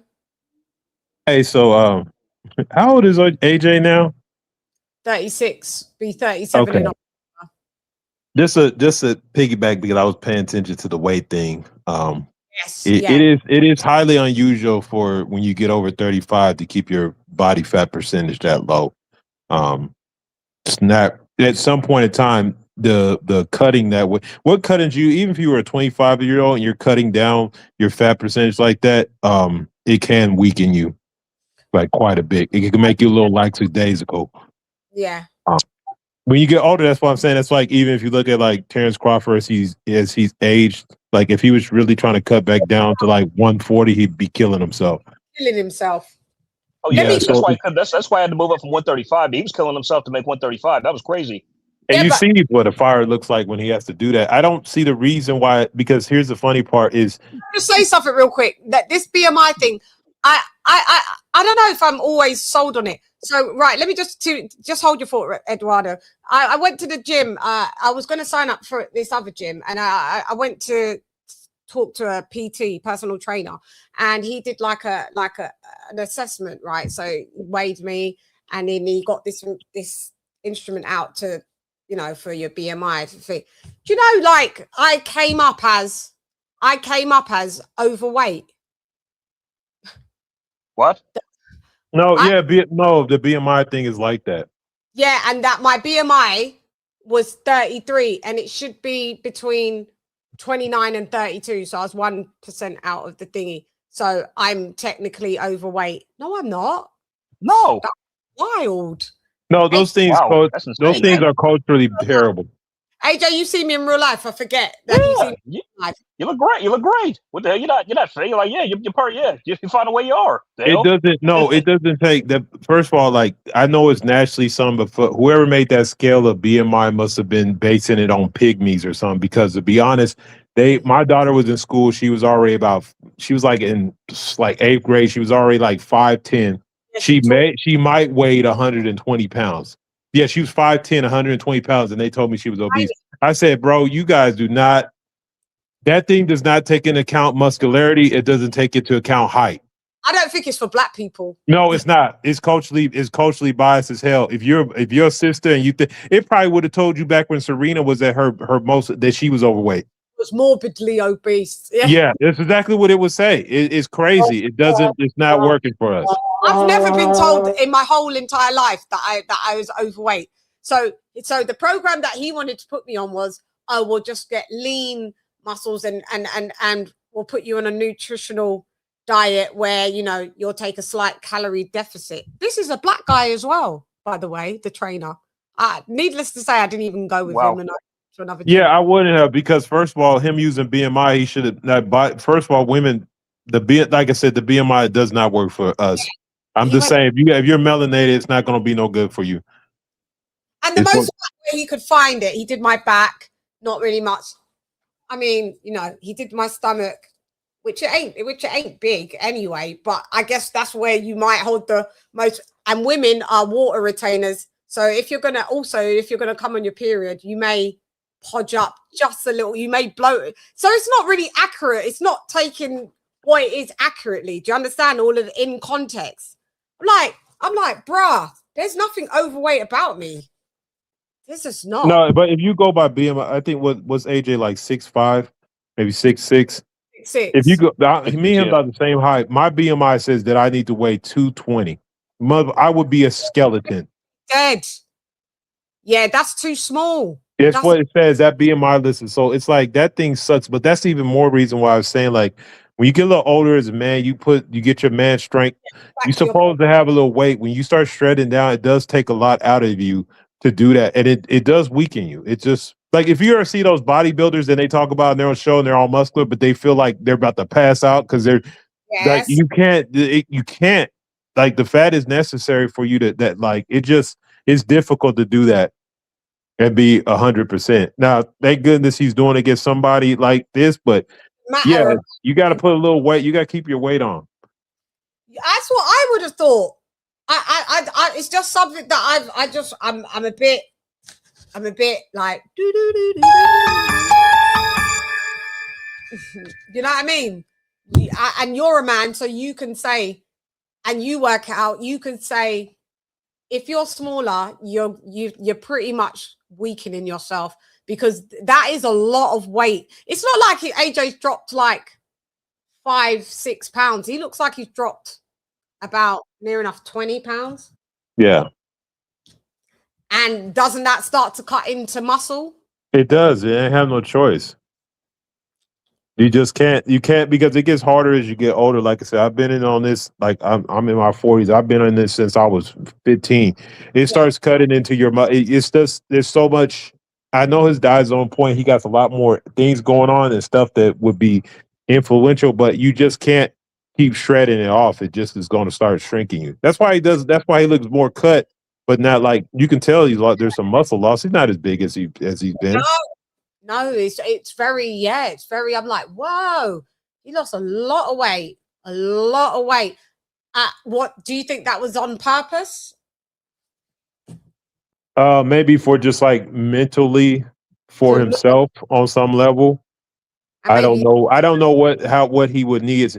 His speed at 247 is still way faster than this dude. So I don't know what you would consider like at 247 as well. That's what I'm saying. I think he's looking to go rounds. I do. I mean, he's looking to do an Usyk type of performance. That's what I believe.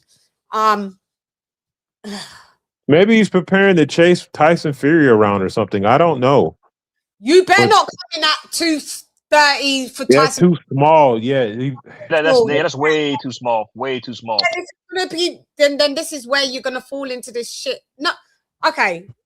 Are we being hypocritical because Tyson Fury got beat by a 221 Usyk and a maybe 230 Usyk? Like he got beat by, but Usyk's bio different. It's different. He's always Well, I mean, Usyk's a naturally smaller guy, so it's like guy. It's true. AJ stripping down to fight Tyson Fury. I don't think that's where. No. Good. No. I mean, still 247, no more than 250. You will say 250 is even like, I believe high 40s. If you must 50, cool. But don't you dare come in with Tyson Fury. We want to see demolitions. We don't want to see an outboxing. And you only need to wait if you want to outbox box. And AJ is an Olympian, and he's outboxed people being heavy. And I'm not still saying, and I'm an advocate for him to be heavy, but you can't be 2 fights in 1 year that you're going to have. You go from being, because you got to remember, so when I interviewed him, he was walking around at in the 260s, right? And then obviously, and then he did the Danny Dubois, he was like 256. It was higher than his Carlos Takam fight, because Carlos Takam was 255. I think AJ weighed in. Then I think he come in with Dubois heavy, or maybe it was Dubois. I think he came in heavy. And then you have to remember, then Jake Paul put a weight clause on him. Yeah. He said he couldn't weigh above 245. So for that fight, dehydrate to whatever he wanted.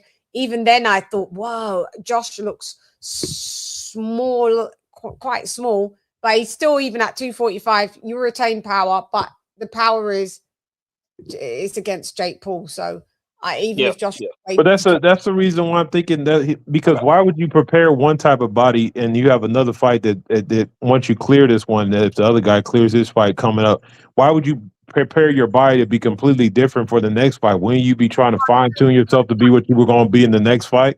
Why would you yo-yo your weight like that?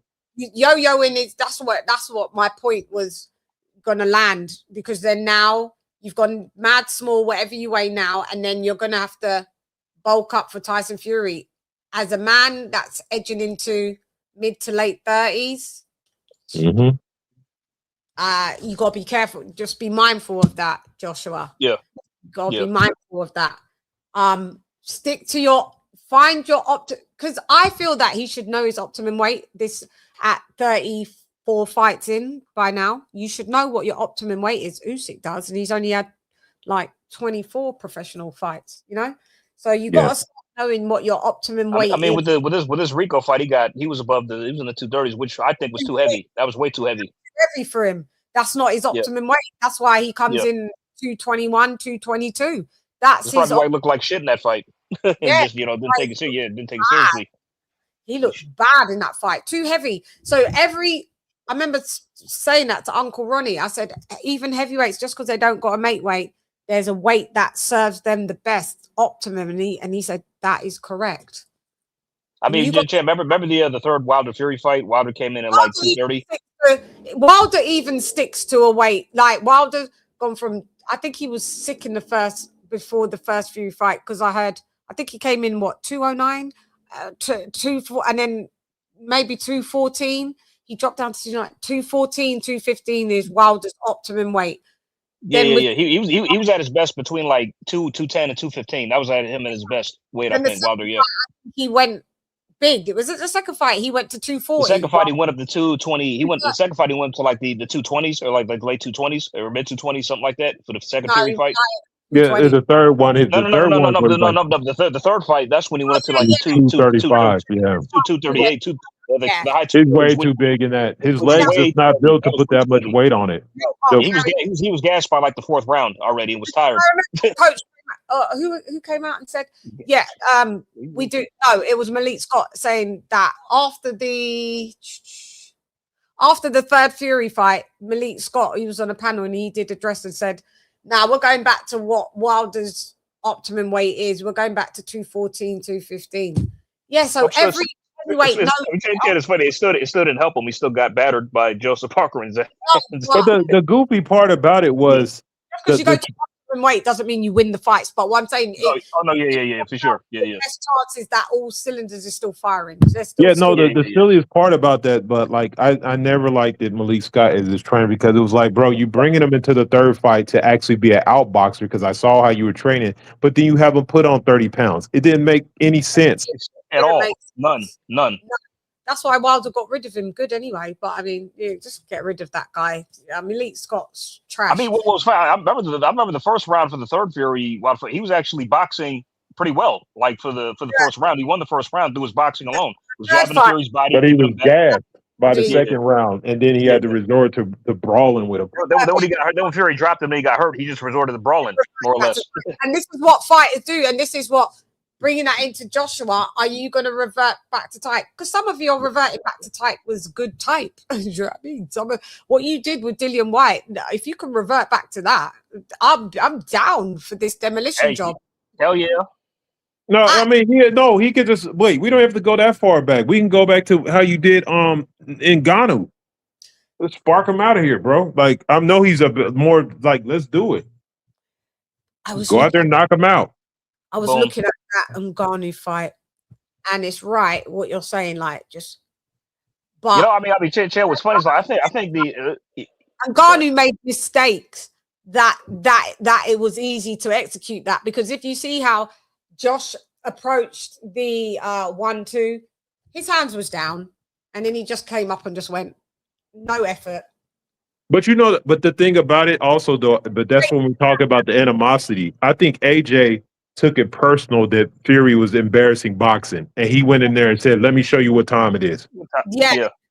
But you can get away with just 1-2 in someone like that, but it's not like if you look, he didn't start like that second round, AJ looking like he was worried, like his hands was down, and then he thought, fuck it, let me get him up to do the 1-2. He didn't come in starting the round in stance, is what I'm saying. He came in kind of like semi stance, but his hands was low. But we saw his hands low with Dubois. I don't know if that's a Ben Davison flaw that was teaching the low hands, because we started to notice that became a bit of a pattern, the low hands.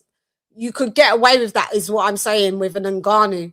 But then when you're fighting someone that's an elite fighter, like do him like how he did. Well, I'm just saying, like, because we're going way back to Dillian White. That's like almost a decade ago. I'm like, go how you did Wallen. Like, fucking just go in there and be on your punishment mode.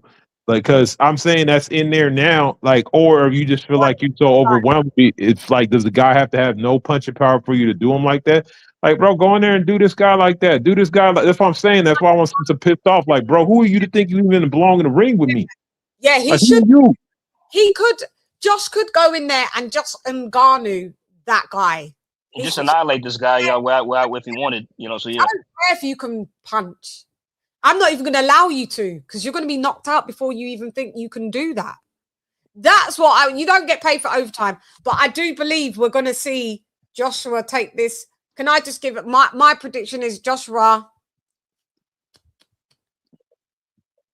6-8, because the only reason I say 6-8 because I know his sweets rounds are usually 7s, where he usually gets people out there, but look at the data and you'll see how many 7-round stoppages and knockouts that he's had. Yeah, right. Yeah. 7 is usually his lucky number. Yeah. Who's the Viking dude that he beat? That's why I see this fight being Helenius. Yeah, it's like that. That's what it's gonna be. He's gonna get some work in, he's gonna try a few things, and then he's just gonna smash them at some point in time. And round 6 to 8. Do we need Ryan? Hi Rye. My guy from the 6. Canada is in the building. What up, Ryan? Thank you. What I'm saying is, do we need to see a Joshua what he's learned? Do we need to see that, or can we? Because I want to. I'd like to. Yeah. I think diehard Joshua supporters, I would consider myself one, and maybe I have to accept that everything doesn't last for all eternity. the Joshua, and I said it to him on the interview. I just want to see the fucking Dillian White Joshua. That's all I want to see. Yeah. And I mean, Chad, you know what? Fun fact. I know this, you can't really read too much into this, but like we kind of saw it in the Jake Paul fight when he got him hurt. It kind of came back a little bit. It came back slightly because he was walking towards Jake. He was smiling, like having fun, all that. Yeah. White, yeah, you're right. He was like, I got your ass now. I got your ass now. Like, well, yeah, but you ain't gonna see that till like the Fury, because that Dylan White, the animosity was real. Oh yeah. Until you get that kind of back and forth, it's not gonna. You gotta like low key. You gotta piss him off a little bit, so he goes for it. When he doesn't like you, that's what I'm saying. I'm still remembering the face off they had with Dylan White said, "Your heart will fail you," and Joshua, what are you, a doctor? I know what he said. Oh, you a doctor? Is that what he said? Yeah. See, you had the rebuttals. The rebuttals were yeah, the rebuttals were in the building. Yeah, I'm just. But Chann, like for me, I'd like to see what Joshua was worked on and learned, but I wouldn't mind if he ended the fight early, though. Mugs if we didn't take this fight. Rastafari. Either or works for me. So Dude, because I feel that because he said he's been in camp for 16 weeks. It would that's a long be. Time. That's a while. Yes.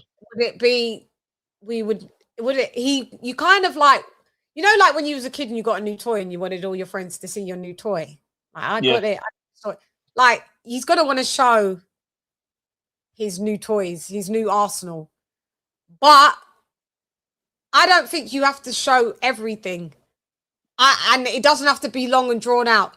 Show something for the first 3 rounds. Show your new arsenal. 3 rounds. Yeah. 3 to 4. It's been 3 to 4 rounds. Yeah.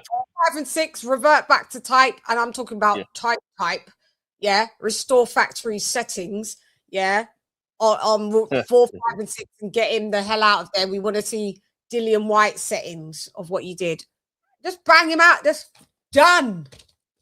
We get the fuck. Where are you, Canelo? Get the fuck out of this. My night. Get the fuck out of here, man. It's my night. Hey, get the fuck out of here, because I'm gonna fuck you out right now, motherfucker. Deal. Hang on, let's get it. Deal fighting to this day. To this day. You just sit here, you don't know what I'm. Yeah, just get him out of there. Hi, Leon. Evening to you. Get him out of there. Leon GG. Oh yeah, I saw you the last time, innit, Lee? Where have you been, that one? Not Leon from our group, but this is our other guy, Leon.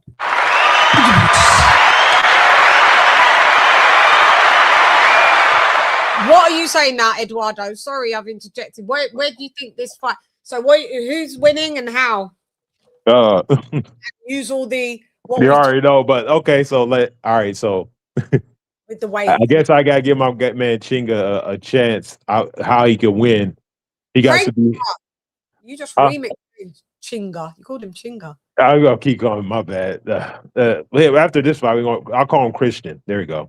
Call him Christian with a K, because that's So if he comes out there, look, he has to come out there like, you know what? Screw it. He got to do like that dude did. Just run out there throwing punches and hope that something lands. Keep your hands up enough. And expect to try to do it in the first 2 or 3 rounds. If you try to outbox him, that's going to be dumb. If you got body work and you want to keep a high guard or something, come in and try to mix it up. You got to get – I almost feel like you've got to get a little dirty. Get AJ out character. I mean, I don't promote this, but, hit him in the nuts. Do something. Piss him off so that he starts swinging wild to the point, which I doubt will happen, but – it provokes some out for he makes a mistake, because you got to get a mistake out. If you try to box and pull some back foot mess, you're going to get knocked out. I mean, this is all there is to it. So he just got to get in there and really understand, like, I can't let this be pretty. You got to be like homeboy that beat Lomachenko. You got to go in there and think, like, I'm just going to do whatever I got to do. I don't care about no rules.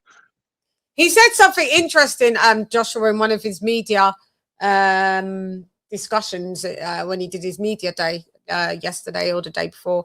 And he said regarding what other skills that he's acquired. And he said he learned how to like jab going backwards. He always knew that.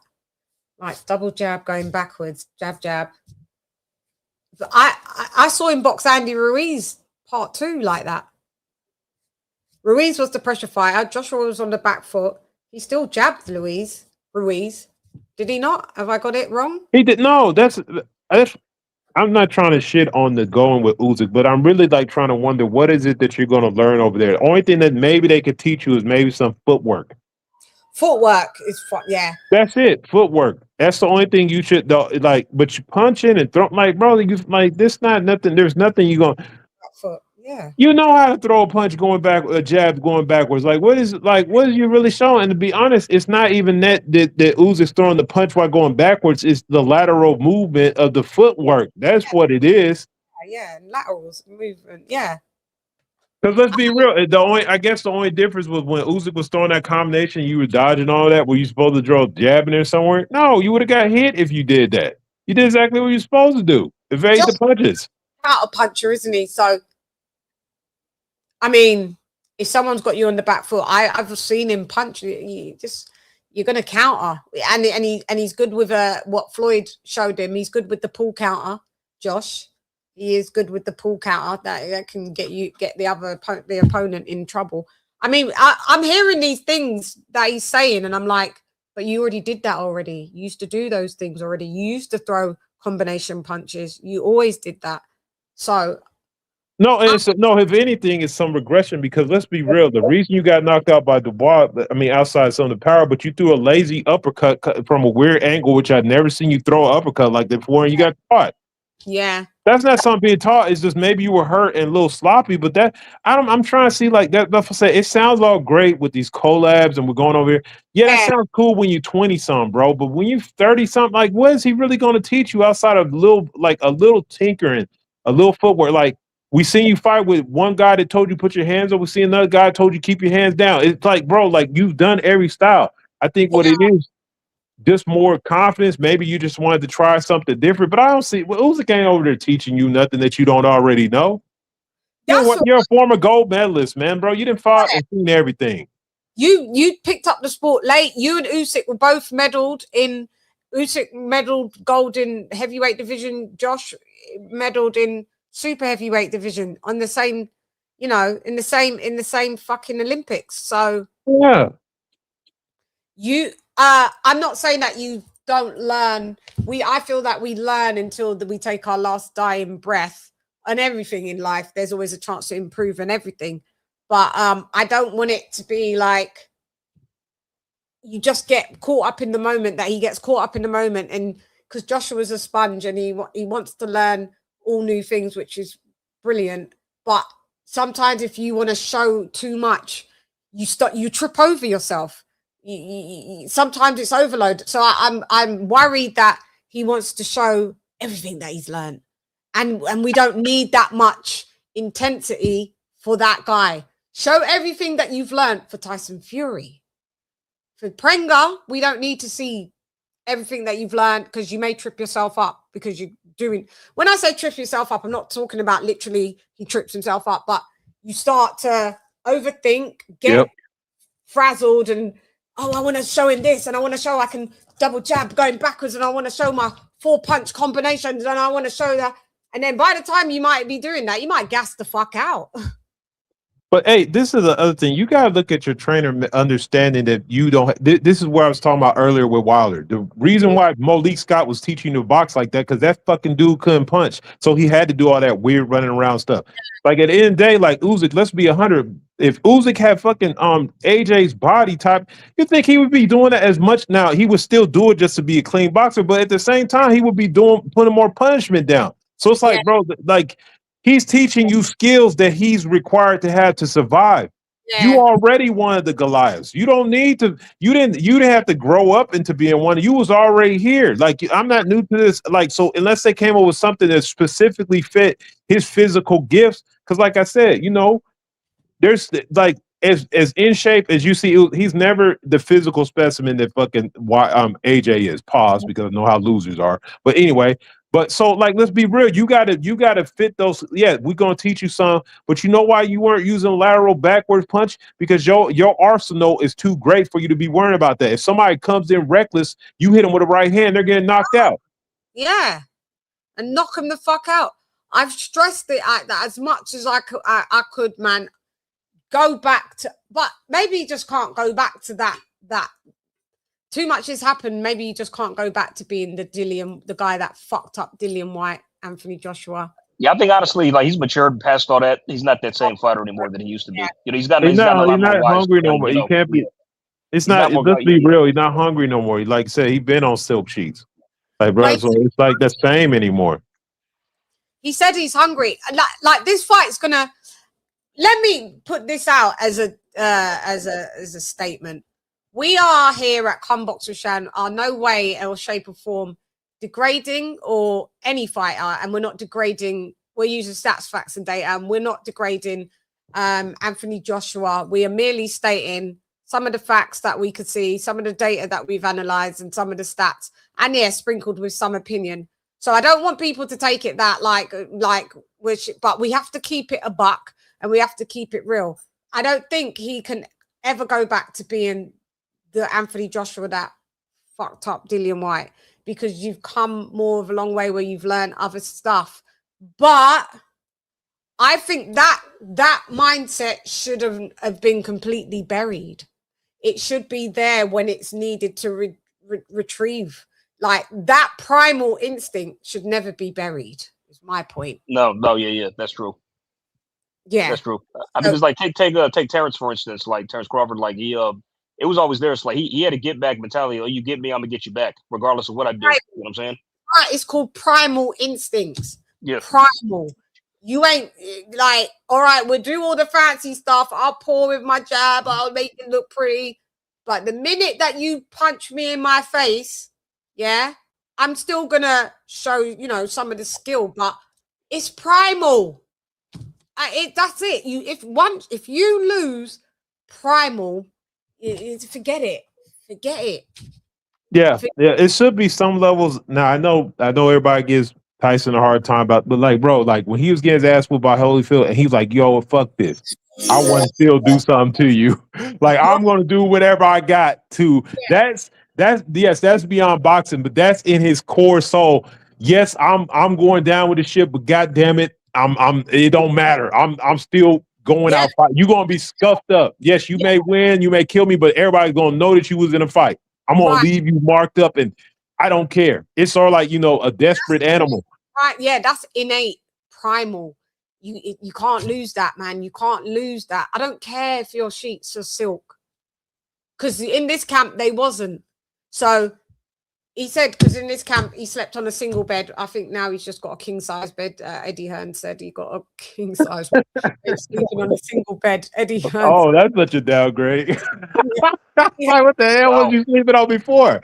The Sudan mattress? Like, Eddie, when he went to Valencia to the camp, and he went into AJ's quarters, right? And he went, so Eddie's looking around, Eddie goes, so where do you sleep then? And he just goes, there.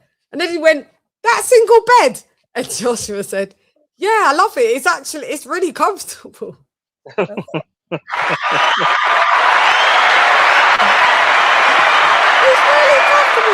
Shout out. That's what's it like a super. Let's go, baby. Let's go.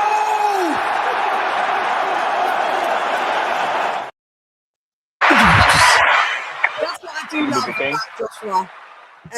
The humility in these certain things, but now he's got to the end of this camp. He did order a king size bed because he's 6'6", but he was like, I don't get the bed's comfortable. It's the single bed. Sometimes you got to go like Marvin Hagler said he was going to prison for his camps. His camp. Oh yeah. He would lock himself. He would lock himself up, and like he would go to Cape Cod and lock himself up and close down hotels. And he said it was pretty much going to jail and just to stay there. You know what I mean? Yeah, because most times people don't lose, like fighters, they lose their edge base because life gets comfortable. It's like when you compare certain situations, like, you got to think of what starts happening. Like you become a victim. Like you don't get like if you fighting because you're starving. Well, shoot, once you get fed and you got a feast, do you really want to go fight? And especially when you know even where you fight or not, you still eating. You don't care as much. It's just gonna take something from you. So I mean, it's impossible as you get older to just get like I don't know unless you got something to prove, but. That yeah, you gotta be living like you gotta be like one of these dudes, like one of them Kazakhstan dudes, and go live in the mountain, and you eat what you hunt type of dude if you want to stay hungry.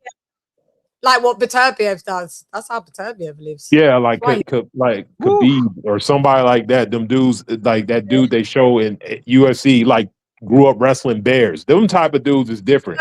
And that's Matt Madov. You couldn't get me to do that shit. You should. But Usyk trains in the snow. I seen Usyk training in ice. Like them man there, all of that Eastern European and all them Uzbekistans, Russias, all them Stans, Kurdistans. They're all a next set of people. They got beasts in them. It don't matter if some of them are not power punchers, because Bivol's not a power puncher. But it's the mentality. They're all from that same ironclad, Iron Curtain, former USSR shit. They don't play. They've got beast mode. It's beast mode activated. Like they will activate. They know where to draw that from, that primal mode. I think we lose now in this era. I think a lot of our fighters are no longer primal. They're businessmen. Too much. The CCJ, you know what it is? I think the way that these, like how you said, the Eastern Europeans are like how they train and stuff like that. It shapes them to where they have it shapes them to have like unbreakable resolve and unbreakable will, and we don't really have that in American anymore. No, yeah. And I mean, it's like you see these guys fight you. They have unbreakable. They break other fighters' wills. That's how they stop them and make them quit most of the time and all that. Yeah. Being from the UK. We grow up with a lot of these types of people, you know, Polish, German, Croatian, Slovakian, Russian, Uzbekistan, Kurdish. We grow up with all of that. Yeah, so we're very well accustomed to how their mind frame is. They're not easily to break. They're not easy to break, them lads.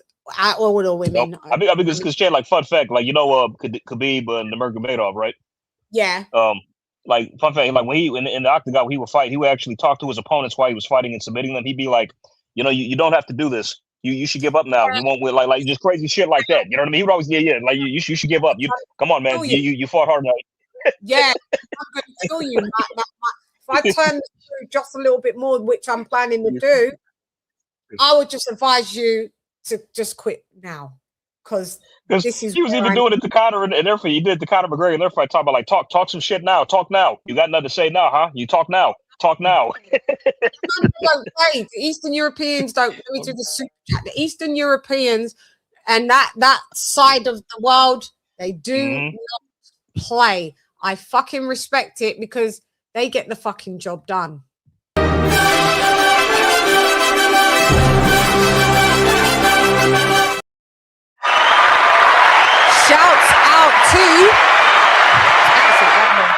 Shouts out to Westbred Bay West 6122 for dropping that half a dub on your girl. Hey, Ms. Chann, who you got between Fury and Joshua? And when is the next time y'all coming to Vegas? Why was I there before? You're saying it like the next time. I've never ever been one time. Who have we got between Fury and Joshua? I'll answer your question. Thank you very much, by the way, for your $10. I've got Fury. I mean, I've got Joshua. I've always had Joshua. Prime Joshua. Broken down Joshua. Post-prime Joshua. Retired Joshua. Retired, sitting on the couch Joshua. It's the style matchup. And we're now hearing that it's coming out that Joshua didn't want to address it, that he absolutely dropped Fury in sparring. He did back in the day. And that's why Fury said in those 3 rounds, Joshua fucked him up. And then he tried to retract everything because now Joshua's, yeah. So that style, Fury's not a power puncher like that. So I mean, can he pose Joshua problems? Sure, but all in all, this is why we got to see this fight. Because let me see some of the new strings to your bow. But I'm bringing it back. I'm still worried about if you think that you're gonna be Usyk-esque. That's not it. Anytime Joshua tries to be a different style or base his style on someone, it doesn't fare well. He just needs to tweak the things that he may not just be average at, and the things that he's stellar at as brute force and brawn. Go, just do that.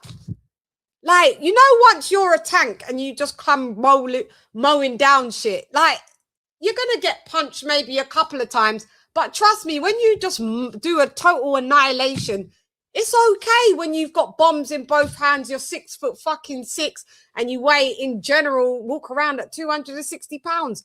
You should not care what's coming back. I don't give a. If I was built like that, do you think I'd care? I'd be like this. I'd be probably the worst boxer. I'd just be walking down into shots. Fuck it, because I'm coming just to walk you down and I'm knocking you out. That's it. Yeah, we're gonna box, but this overthinking and too much learning, it can get Joshua caught between too many different styles. Yeah. He's already had a lot of trainers as it is, anyway. He's had a lot of trainers, and that brings confusion. So that's why I'm saying, Wes Brad. Yeah, I'm picking still Joshua, because the Joshua style, regardless, is just the brawn. If he tries to box with Fury, I wouldn't totally say don't do that, because Joshua is a very good. I still put Joshua in. Maybe. I still said from the Usyk second fight, I thought, yeah, that made you, in my opinion, that was an elite performance, even though you didn't win. It was a fucking amazing performance. I think people overlook that performance or underlook it, whichever way. But don't just box the brawler, brawl the boxer. You can knock it. He can knock out Tyson Fury cold. That's why Tyson Fury's never wanted this fight. I've never doubted Anthony Joshua beating Tyson Fury. I know a lot of people have Amanard, as you know, his performances haven't reflected sometimes well that for you guys or even us. But yeah, that's where I stand with that. And when is the next time y'all come into Vegas? Oh, well, I've never been, babes. I've never been. I have years ago. Unless you saw a doppelganger. It weren't me. If she had an English accent, then I don't know. It definitely weren't me. But I would, yeah, AJ's been there. King, you been to Vegas? You probably have. Yeah, I have. Yeah, he's a West Coaster originally, so yeah, you were West Coaster. But you know what I should do? Like, you know what we should really do? Like, I might raise a fund. You guys will do a fund where myself, maybe AJ, KOK, maybe Lisa Bales even. Like, we raise a fund where we all are going to go meet in Vegas, and we're going to like a stellar fight. So the fund, it will pay for the tickets, the flights, the everything. And we'll just record, we'll just do a come box. Do you know how sick that would be? That would. Yeah, it'll be sick. I can dig that. Epic. Yeah, stuff like that. Yep. Yeah, the come box with Chann fund. And then we can go and go to a big, massive fight in Vegas. You know, that would be great. So that's the next time when we are all coming there, Wes, when we get the funding, and we'll come over. We'll come through like the motherfucking woo. Thanks for your question. Yeah, Leon, that would be good. That would be amazing, wouldn't it? I know. I got to do some patient shit, man. I know. I got to knuckle down. Don't worry. We get shit. We'll get shit done. So he said, nah, real shit. But go ahead, lads. You keep KOK. You were saying some good stuff. So where do you? So I guess I'll pivot to AJ. AJ, I just feel like he can work on some things and put himself in no danger, but just concentrate on jab. Start getting your distance quite right where you need it to be. Mm-hmm. Don't just be alert. Treat this guy like he's the greatest, but at the same time, treat him like he's the worst. And if you do that, you're gonna get some work in. Like you said, that's why I said, if you're training the guy, that's why I miss trainers like Emmanuel Stewart. Me too. They could bring out the best of what you had. Yeah, man. Yes. You know what I'm saying? They didn't try to mold you into something else. Angelo Dundee. Yeah. if you look at how they would like even Casamata, he had been developing that style, but he had never had a fighter built that could actually fight that style. It had the physical dimension. So you have to understand who you got. Every trainer is, it's whatever. But like I said, fight winning in the context of your use jabs, good combination, throw some hooks, keep some solid head movement, and dispatch this dude. Like I said, get the rust. If you feel like you got a little rust, you got to get off, then get it off you. But everything you should do is working off the jab. The guy should never get close to you, to be honest. Yeah, because just literally take him off his square. You got to show that you should not be sharing the ring with this guy. You're gonna have to show levels. So do you think, how far does the fight go, Eduardo? Yeah, I just think because he's gonna carry the guy. It's gonna end it in 6, 7, 8 range. It's going to end in the first 2/3 of the fight, but it's not going to go past that. If there's some way there's only 2 ways this goes to there's only one way we see a 9th round is if this dude just completely doesn't engage and he just runs around and he just every time Joshua get close he does, but he's not built like that. That's not going to happen. So yeah, that's the only chance I see that happening. But yeah, if Joshua use your jab, you should be throwing 2-3 jabs. When you especially not concerned like 2-3 jabs, 4 jabs at a time. Kind of spin that hook off the top and work on footwork. Throw that jab when you go into the right, go into the back, throw that jab. That's all I want to see is jab, jab, jab, and keep your hands up. Yeah, head off the line. Yeah, stay off the line. Forget all that stuff that Ben, whatever his name, taught you.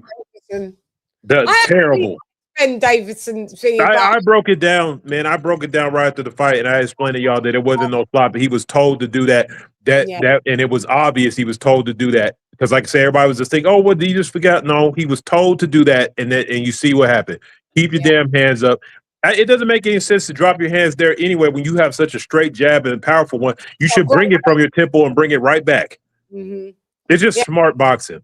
1-2, yeah. He's like Anthony Joshua's 1-2 is amazing. It's like reminds me of how Lennox Lewis's 1-2 was like 1-2, and Lennox Lewis was great at uppercuts, left hook, right hook. Lennox Lewis was just like really fundamentally sound. These are both thanks to Manny Stewart. Yeah, it was Emmanuel Stewart. That's what I'm saying. Yeah, because before that, people both forget. I remember seeing him get knocked out, and the thing, and by a dude that we all know is just like fake Mike Tyson McCall, who started crying in the next fight. When he got with Emmanuel Stewart, like I said, because Emmanuel Stewart is just the gate, like he was the last. Cool. I mean, there's still Nazim Richardson and some of them were around, but he could just come up with stuff. That's why the Klitschko's were undefeated. Like, you know what? You guys are too big to be doing all this. You know what you should do? Throw a jab, lean on people, and this is how you're going to win fights. Yeah. It was just unstoppable for a while. For like fucking, 10 years? Yeah. Ridiculous. Like, this brilliant mind. Now, okay, you know who trained Oliver McCall when he beat Lennox?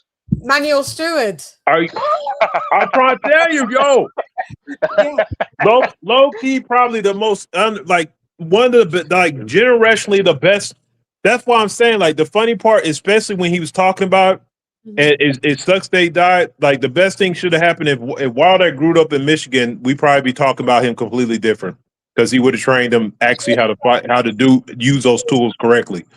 He would have had the fundamentals with the power, and they would have never. It would have been if Anthony Joshua was with Manny Stewart, different story. The head movement been better. He would have been. They would be unstoppable. So a lot of this. That's why I'm saying, like, when people start comparing, it's not just the fighters. When we comparing the era being weaker, it's the training. Coaches. It's not good. Yeah, the coaches are just not got it. They don't got it. Yeah. Do I still got it? To your free one. Yeah. Yeah, that's right. And guys, this is what we're here to do. We're here to break shit down, stats, facts, and data. Lieutenant Data, coming. Establish a security code for access to all functions previously transferred to bridge. Enter code. 173467321 Charlie 32 789777 643 Tango 732 Victor 73117888 732 4767 897 64376 Lock. Security code intact for all specified inquiries and orders. Data said lock in, man. This is what we need you guys to do. Lock the fuck in. So King of King is basically gave a great breakdown. So is AJ all day. So basically we've got Joshua inside 8. In general. Yeah, but if Joshua does a demolition job in this guy, I'm going out and I'm buying a can of Pringles. Me too, because once you once you pop, you can't stop. No, if he stops him too early, then that'll chase Fury away. He'll come up with some bullshit. Oh yeah. You know he will. So we gotta make it look like he just could. Like, damn, he couldn't figure it out. I think he's ready for me to get him. Trying to duck now. That's what I've heard. I've heard he's trying to get out of the That's fight. why I haven't talked to. That's why, like, when you guys know how I am. I don't talk about fantasy matchups. Like, bro, until I get a date and he's agreed to doing it, I don't know. I don't know. Eddie Hearn said today the fight signed, and Tyson Fury said when they asked him yesterday, he said, "Well, I have to do the fight because I signed the contract, right?" But he was like, "I do what I want when I want." Exactly. He can pull out and say he was injured or anything. Pull out injury, say that you're retiring again. That the sport is pissing you off, like you do multiple retiring. Yeah, he said some stuff because Anthony Joshua said, now that the fight's signed, after your fight, come to my fight and we can do a face-off in the ring. So when I think it was Stomping Ground, or maybe shout out to them, could have been BKM Boxing King Media, could have been Tyson. When they said that to Tyson Fury, and Anthony Joshua said, yeah, but it's my ring. Tyson Fury went, I ain't going nowhere. After my fucking fight, I'm going home. So now we're all on Fury watch because there's a flight that Fury's supposed to be on Saturday, and we'll see if he takes, because he's already saying he's not coming to Saudi. So to me, you don't want the fight. This is what Fury always does. Of course he do. Of course. He pisses me the fuck off. Chann, remember we had this discussion I think a while back, and you asked me that this is, and I said I don't think the fight's going to happen. This is what I'm talking. This is what I'm talking about. This is what I'm talking about. Like he always tries to find a way out. Yeah, always. He doesn't. He's never wanted to fight Joshua. He's never wanted to fight Joshua. And then this is what he's saying. You lot got to go and watch some of the media of what Tyson Fury's saying, man. They go and clip that. Maybe I'll throw it in the group. Maybe I'll send it to you, Eduardo. I saw it on Instagram. I just put it, everyone like my shit. I was like, here we go, Doctorious. The whole of the comment section is saying, you don't want to fight Joshua, duck in, this and that. Why would you want to go home? Why won't you want to go and do the face-off now that the fight's signed? When the fight wasn't signed, you wanted Joshua to come in the ring. But now that the fight is signed, now you don't want to do a face-off. I'm sick of that cat. I just would prefer Tyson Fury to retire and go away. Yeah, seriously. Like I thought he would after Usyk beat him. To be honest, I thought he did. That's what I thought. No, his fucking backers are too diluted. They're just gone because he's like a person that likes to. There's things about. That's why I say I try to keep it boxing. There's things about people that follow him is just kind of fucking messy. And so it's like cool, like at some point you got to evolve your position, but like I don't know, he just has you guys got to understand what does he do after this? You want to talk about people that become irrelevant after boxing? What is he doing? He's not even like a spokesman for nothing. He don't have it's over. He's gonna go back to basically where he started, a rich man, but still in the same little cottage where it's like it's not nothing different. In the pub. That's right. No, I got an idea. He's gonna take the Floyd ride. He's gonna start doing exhibitions. Watch. I think he might do them little shitty shows. I mean, he's got his Netflix thing, and that's supposedly a hit. I've never watched an episode. At Home of the Furies, I never watched it, and I don't plan to. So he's doing very well, but it's not but yeah. I lost my train of thought when it was coming to him. Oh yeah, he said, "Oh God, it just came back in and then it flew right back out." He said, he said that basically this wasn't the initial thought, but another one came in that basically that Marius Wack could literally beat Christian Prenga, and that Joshua's fight is bruh. You are fighting that's nearly 50 years old, and that's got 14 losses and lost like 8 of these last 10 fights. No, Fury's opponent. That makes sense. I mean, that sounds like something he would. That sounds like something he would say. That sounds like something he would say. Yeah, he did it. I've been watching it. Doesn't surprise me. So, I mean, and it's cool if you're doing that to sell tickets, but if you're trying to degrade your opponent so that you don't have to fight him, that's some whole shit. That's what Fury does. He's so internalized jealousy when it comes to Anthony Joshua. He is just so jealous of that guy. A lot of people he's technically fighting out of an era. He really should have been the reigning champ. It's just like he's sticking. But that's what I'm saying. This is what's lame about boxing now. It's like bros like that can just stick around. It's like, bro, you should have been gone. Like you should have been did what you had to do. You won a championship. It feels like 20 years ago, bro, that I was watching that bullshit fight about to fall asleep. Because Fury literally turned pro in 2000. Fury and Wilder turned pro in 2008-9, right? So yeah. The 2008 Olympics, Fury didn't even qualify for them. And they turned pro. They're kind of not. They kind of are, but kind of not. They're with Joshua. They're kind of like slightly overlapping generations because Wilder had the opportunity to fight Klitschko ages ago. Yep.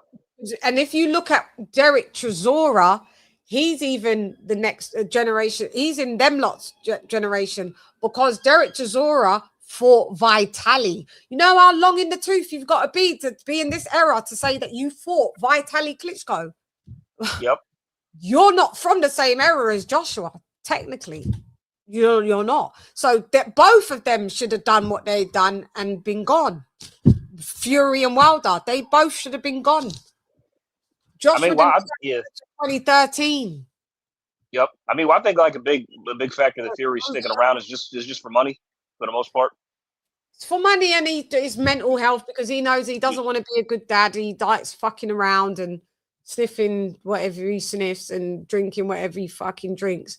And boxing helps him stay a certain amount of discipline. Now this fucking fight, I don't want to hear Fury fanboys talk about fighting Marius Wack. Fury tried to say, yeah, but he's fought everyone. He's fought champion. Bruh, I don't care. It's a shit competition. He's only lost one fight. Yeah, he's only lost one fight. You're fighting nearly a journeyman. He's only lost one fight and he's won them all, but the ones he's won, they're all by KO. Have it be that the level of he would beat Marius Wack. Let me just. I was just about to say. I think Christian Prenga beats Marius Wack myself. I was about to say that. The guy is nearly 50 years old. How the hell is he not retired? I thought he retired ages ago. He's like 47.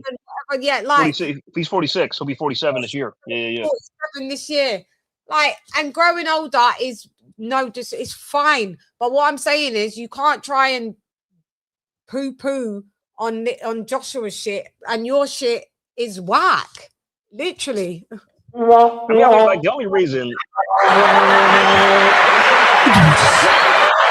Wait, you know what's funny? Like, just one second. If Joshua was never fighting Christian Pringa, if he was never fighting Christian Pringa, Fury wouldn't be fighting Marius Wack or fighting at all. That's the only reason he's doing it, to try to upstage Joshua and just overshadow him. And he needs more tune-ups because you know that Joshua's going to come beat your fuck. Okay. Hey, not to tell y'all what to do and stuff, but let's stop talking about Fury. That's what he want, attention. Talk about him not doing. You know what? You're right. Fuck that. Let's get back on AJ and people out here trying to do something, man. Like I can't even it's just for fucking attention, man. I was only going to briefly touch on him, and we've stayed a bit over long on him. It was just because, just to do due diligence, he does have a fight on the 24th. Just want to cover that and the stuff that he said in the media. That's it. Yeah, he fights on Friday. Damn, I didn't even know. Yeah, he fights. I wasn't even paying no attention to this dude. But anyway, yeah, whatever. He's got a fight on Friday, and AJ. Mr. Irrelevant, bro. Like I didn't even know. I'm worried about the AJ and spit. I didn't even know this dude was working this weekend. Like what? He on Friday night fights, man. You know how far you like, bro. You look shit. Maybe you could be on Tuesday toe to toe. Toe-to-toe Tuesday. Like that's, you on ESPN Friday night, but you got what's the name trying to explain what you're doing because all the fans that watch Friday night fights are casuals, bro. You try to the guy break the fight down to you. Put him on Monday Madness in the UK or Sunday Sermons on BBC, where it was back in the day, according to boxing was on the BBC. That's where Fury's headed to. Like, boy, bye. Yeah, that's right. So, okay, so now we are going to move on to, we're going to talk about Spence and Tim Tszyu, okay? In the building.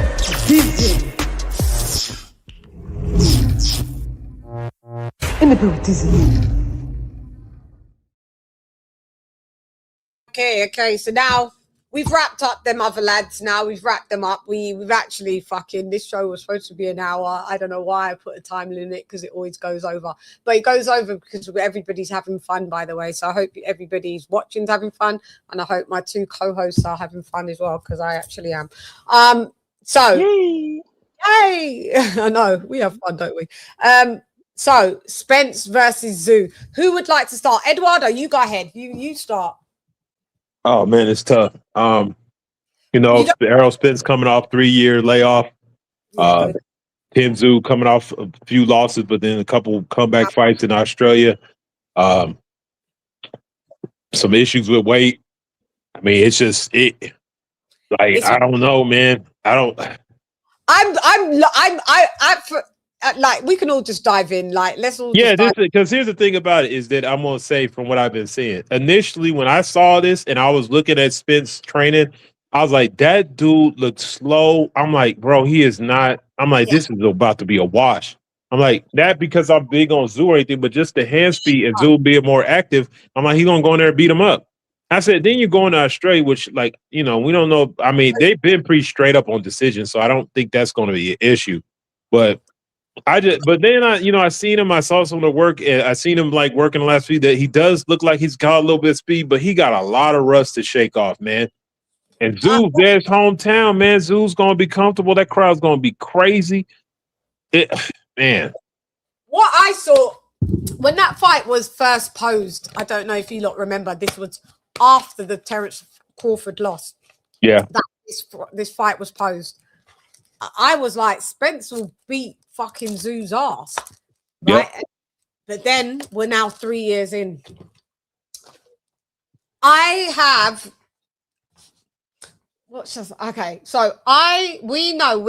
three definitely know our boxing. Us three know the pros and cons of being on a long layoff. It doesn't fare well unless you are special. And when I say special, Floyd Mayweather could be on a long layoff and still come back and win. Terence Crawford would fight on long layoffs and still come back and win. We had Muhammad Ali come back and win. Mike Tyson, it was a bit degraded, but he came back. It's only a few fighters in history that can do these layoffs, and I would still pick them to win. So, me saying this, to say this, right? Spence has been off for 3 years. Would I be a part of me is like, Chann, you can't pick him to win now because is he special? Spence is a decent fighter, but is he special enough to be off in 3 years? And then I've seen him. He looks kind of slow. He looks under. Shouts out to Uncle Ronnie. I don't know, guys, because also not just the layoffs. You got to, like you said, Eduardo, the weight, because it was supposed to be catch weight 158. He can't. That's 160. So it's now 160, right? So, but have you seen what Spence looks like? Go look. His jawbones exposed. Even making 160, he looked drained. Jesus, oh no. When we're doing a warm-up in the ring today, he looks, I'm like, yo. I saw the last couple of other, so that was his media workout. I didn't see that one. I saw what he's been posting on his Instagram, on Uncle Ronnie's. It's slow. People saying it in the comments. They're like, yo, This is too slow. So would we be silly enough to pick him to win? Hi, Iffy. I'm going to get to your comments. Would we be silly enough to pick him to win? Because like I said, initially, Spence all day, I would have picked him to beat. Because I'm not sold on Tszyu. I stopped being sold on Tszyu ages ago. Yeah, ages. You're nothing like your dad. None of them are like their fathers. You got washed. Murtazaliev washed you. Who was the other one? What Fundora? He rolled him in the second fight badly. Yeah, you just like washed, right? You just washed. So it's the battle of the two washed fighters in this fight. I don't know. Which question is who's more washed. That's the thing. That's the problem, man. Like, who's more washed? That's how the prediction's going to stick. Who is more washed? The guy that's been out for 3 years, got a salacious beatdown. Yeah, been out for 3 years. But then could you flip it that he's been out for 3 years? He may have rebuilt his body. You can play semantics all day long. It's just a fucking big guessing game. And what we've seen, Tim Tszyu for me ain't in prime for prime Tszyu and prime for prime Spence. Spence washes Tszyu. Yep. Agreed. Washes him. But I can't gauge where they're both at. This is why it's pissing me off.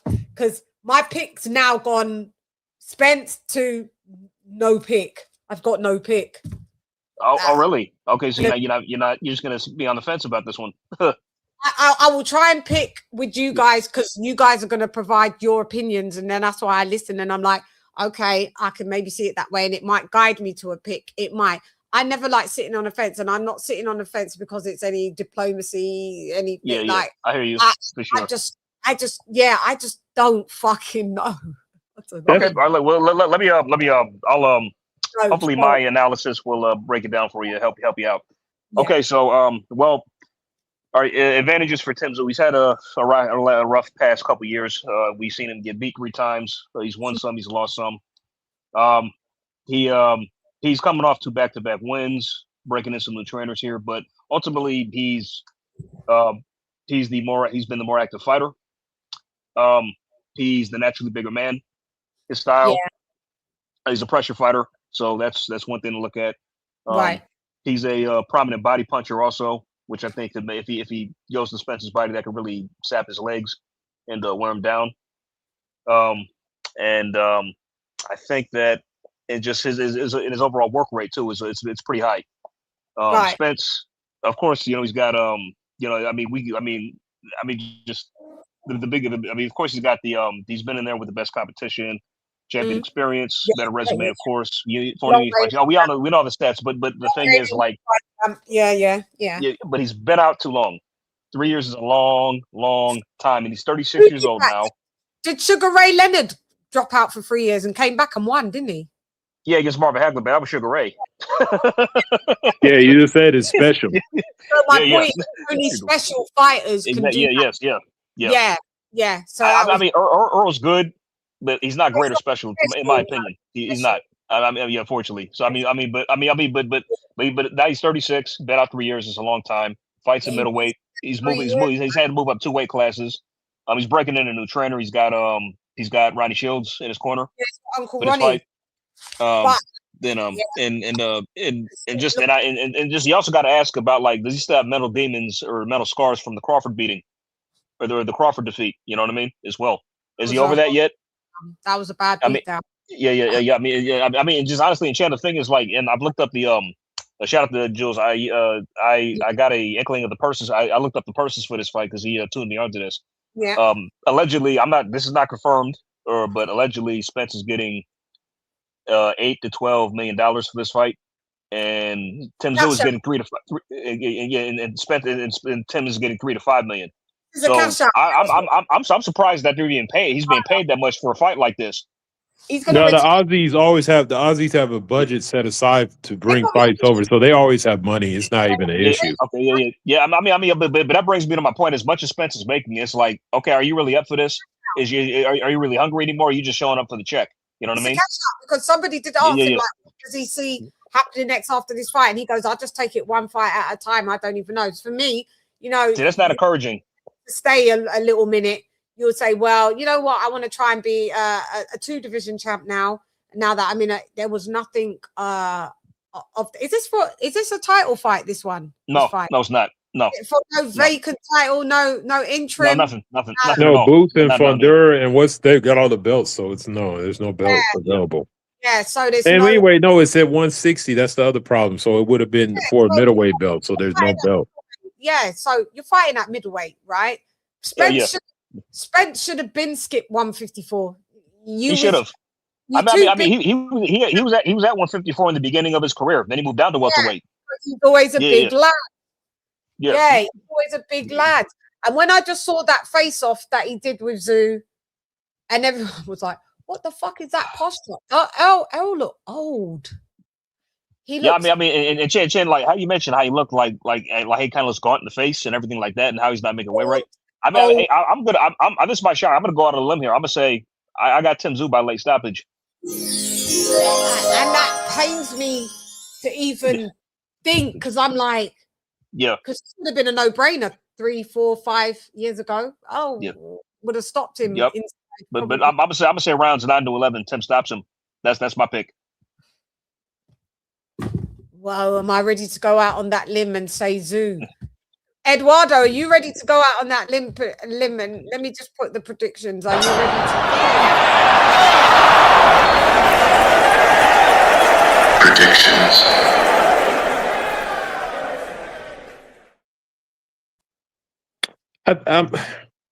I'm like you, Shannon. It's not on offense. It's not that I don't want to pick. It's just I hate to have to pick under these conditions because I just hate how this fight has come about. It's just pissing me off. It's like, I mean, part of me almost I was about to check out on this mug like I did Charlo and Canelo, because I'm like, what is it? I'm like, they done dug this dude up, and I don't want to hear none of that shit about tune-ups, because as much as I can't stand Robert Garcia, he did bring up, he's like, everybody keeps saying Spence has never had no tune-up. He's like, when has he ever been laid off for 3 years? Yeah. Yeah, it's never been laid off. That's the problem.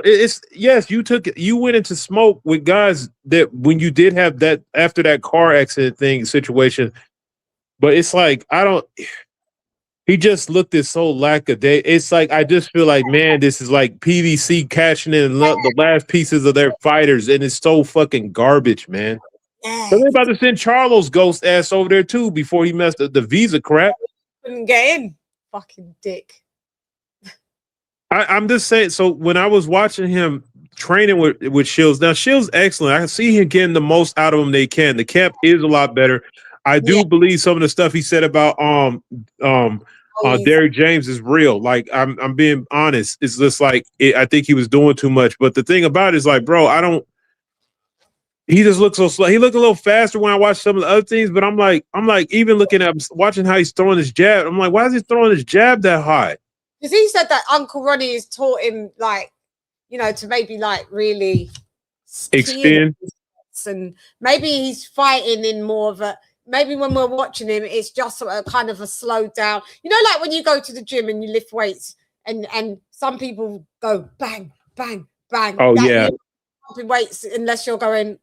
Because they're using momentum. That does make sense because you're using momentum and that actual strength to lift the weight.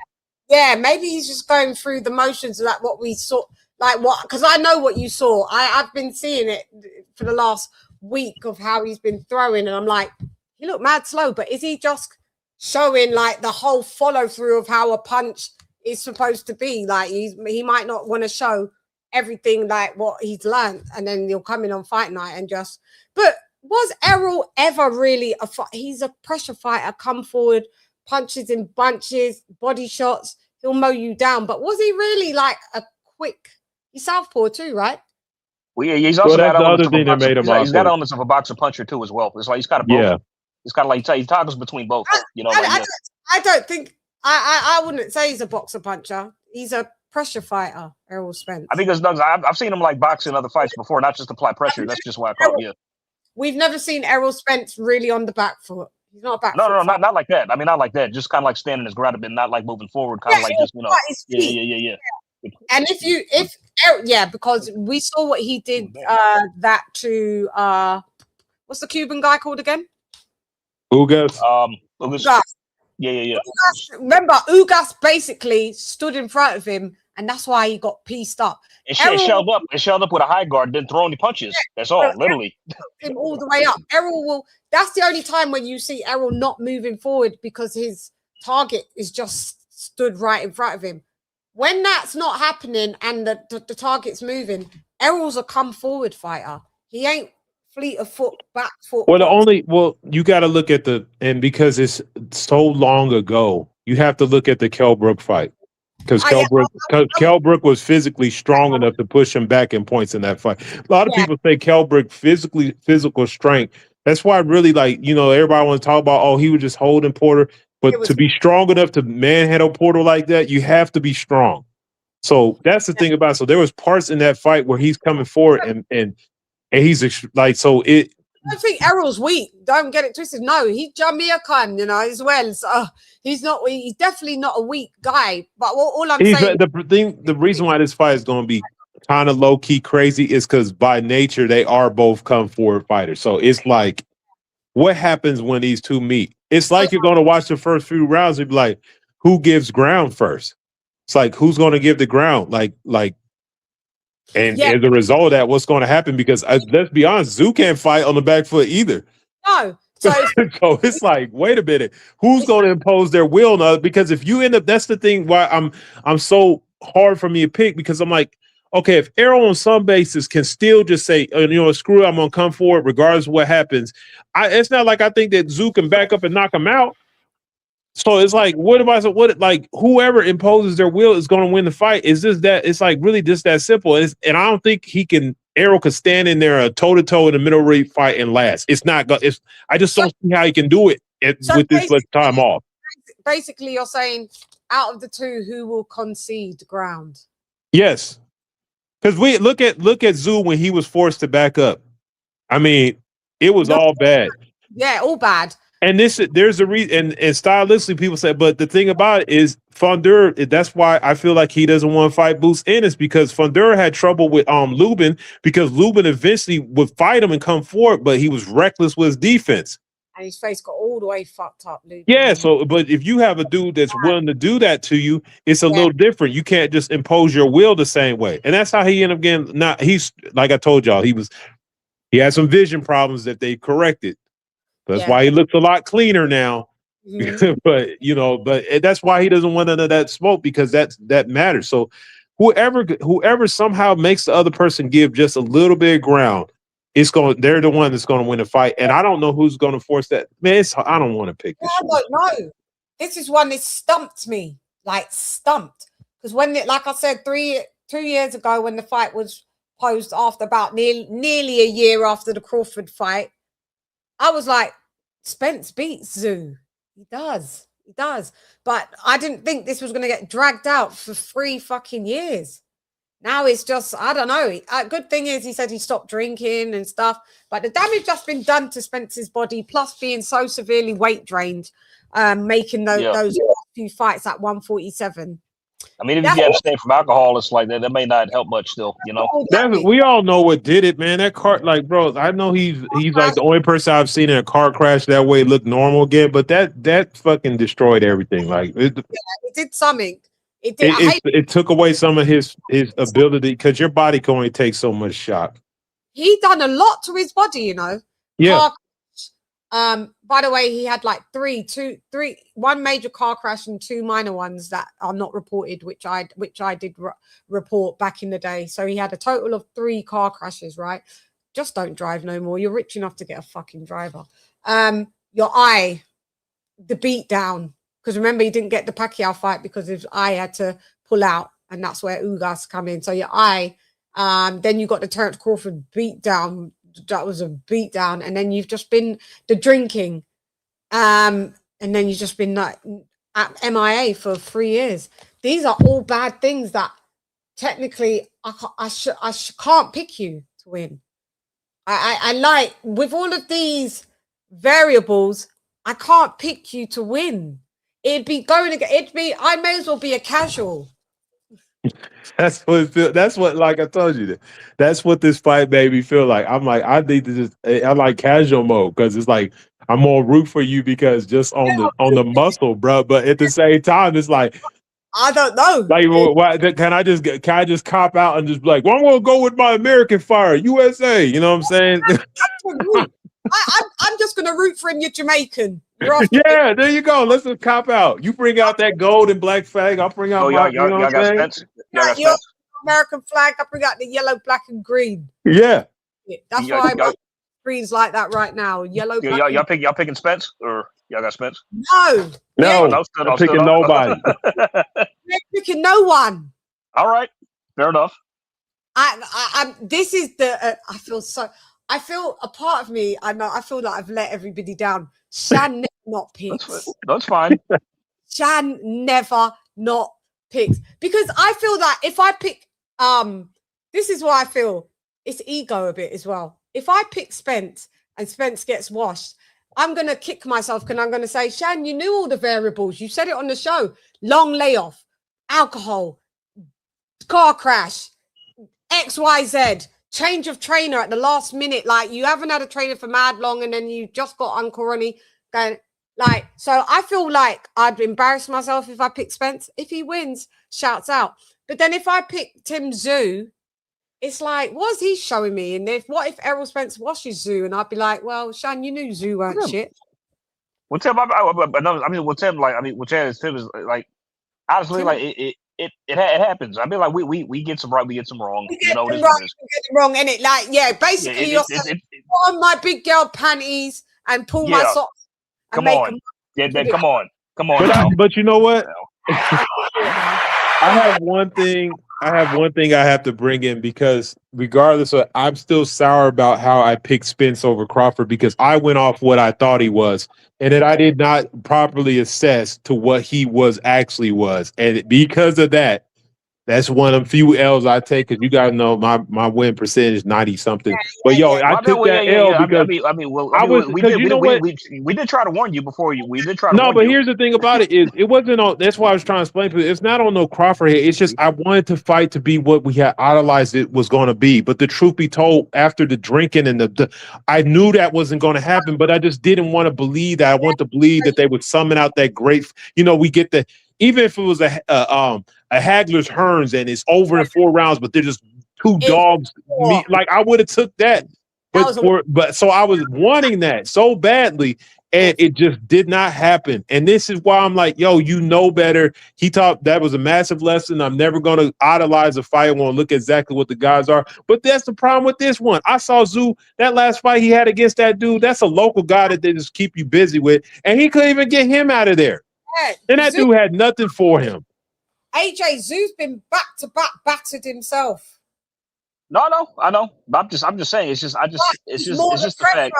But is he more the fresher attitude because he's been more active? But that's my reasoning. Yes, he's been way more active. But here's the thing about it, though: being active against lower competition can actually reduce your skill level. You start getting into bad habits because there's stuff you get away with. Is that better than being just doing nothing? I don't know. Maybe in this training camp, maybe he got enough smoke to spar him with Charlo that he kind of got some remnants of some rust off him. I don't know because like I said, we were only getting the stuff they were showing us. That's just that's the TV camera stuff. We don't know what the training was really going on in the training. Mm-hmm. And Shields runs a tight camp, so I don't see. Ronnie does. So that's the one thing about it. I've never seen Shields come into with a player that just was not prepared for something unless they had something mentally going wrong with him. Yeah, and I haven't done the cheat code, which I can do and just ask Uncle Ronnie myself. I haven't done it. Like, because I could find out some like inside camp stuff and I would know it for myself. It couldn't be off the record, so I wouldn't, but it would help me with my prediction. And I've just chose to still not do that because I just want to be clear. I don't want to be. I don't want the cheat code. I don't want to know that. Oh yeah, this is really going on. You want to go with fresh eyes. You want to go with fresh eyes. Yeah, you do it with fresh eyes. And I'm gonna just force myself to fucking pick. Fuck. You can always, Chann, you can always flip a coin if that helps. So no, because it's I know you do that, and it's always I'll always say heads, and you know the ratio that when you flip a coin, it mainly always goes on heads. Like out of 10 times you flip a coin, 7 times it's going to land on heads. Yeah, you know that. Yeah, so it's not going to help me. I need to internalize it, accept it, and give it to you guys. And if it's not that, I don't want to be like, but you knew this and you knew that and you still went with that. And you did. That's what I'll beat my own self up for that. Not just because I've got it. Yeah, because I got it wrong. Because I've got predictions wrong a lot.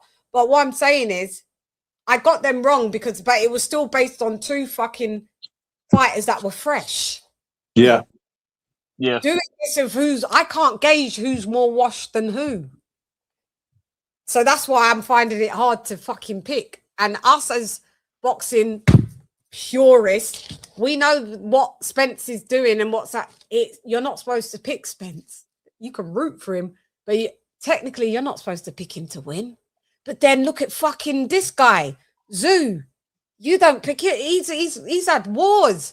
He's left pieces of his soul's left the ball dizzy. His soul left the ball dizzy on a couple of occasions. So whose soul is not returned? That's why this is too hard to pick. But I'm just gonna fucking pick. I'm just any day now. I am going to pick. Fuck it. I am going for Errol Spence Jr. Let's go. I got faith in Uncle Ronnie Shields. Yep. So I'm just going there. I don't know what's going on in Camp Tszyu. I don't try and find out either. Like, I'm not really on Tim Tszyu. I haven't really been on that Tim Tszyu train for ages. I remember Julius loved Tim Tszyu, and then Jules has started. I did too. He was making a fan out of me as well. I like to watch him fight. Yeah. I was becoming a fan. So the whole started, and his craving to be accepted by Americans. That was baffling to me. It's like, bro, it's like you're a hot shot in Australia already. Yeah. So he never took his dad mannerism. His dad was really like a I don't give a fuck type of dude. I remember when his dad lost to Ricky Hatton and the crowd was making noise and he kind of stared at them like shut the fuck up. And he was serious, like he didn't give a damn. His dad was also like, I don't give a damn. Like I don't care. That man there was on fucking smoke. Till all are one.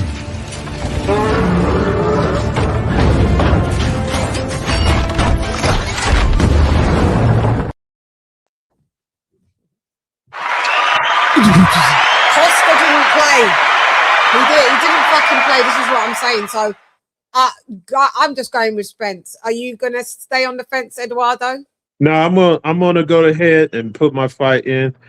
AJ and his every bit has persuaded me to go with Spence by split decision. There we go.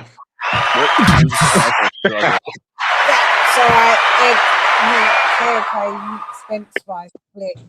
Here's the thing. Okay, I'm gonna give you some logic. I ain't just on some rah shit. Okay, even in the midst of Spence taking that beating, he still kept getting up. So there's some heart in there. Whereas I saw Tim Tszyu, man, he was getting battered.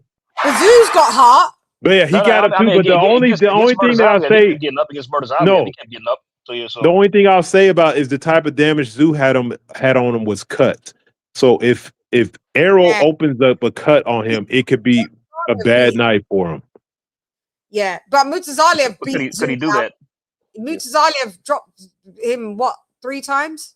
3 times, 4, something like that. Yeah. Just in 3 rounds. Yeah, no, I'm not saying. No, I wasn't saying that to say that Tszyu didn't have that in him. I just was trying to give you I think.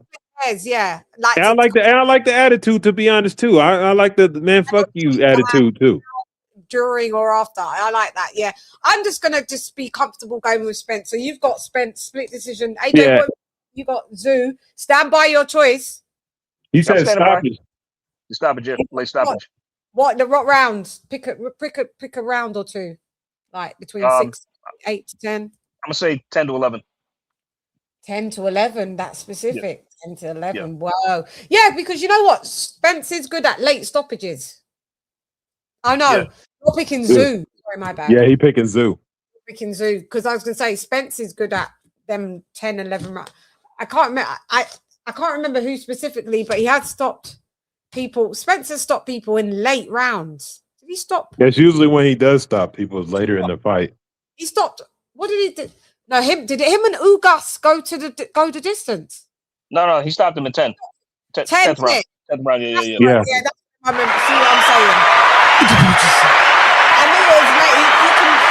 He can stop you in the late rounds. So yeah, I'm going. So you're going with Spence. You're going with a decision. Yeah, it makes feasible that Spence might. Oh God, but he can stop Tszyu. Yeah, it's possible. That's the thing about does he catch rhythm by the 6th round and then puts him out by the 10th or 11th? Yeah, this is what I'm saying. Oh, sorry, you don't like my sound effects. He said your sound effects make your shows unwatchable, unfortunately. That's me. Look at the haters gonna hate. Like what you have to say. But they just add to when you have to go, sorry if you hate them, but they're not going anywhere. Sorry. So if I'm unwatchable, I appreciate. Why you here watching it? Oh, good job. Yeah, why you here? Yeah, he's the type of prefer. This food's unedible, but the plate's clean. Like what? Right, clean, yeah. Okay. All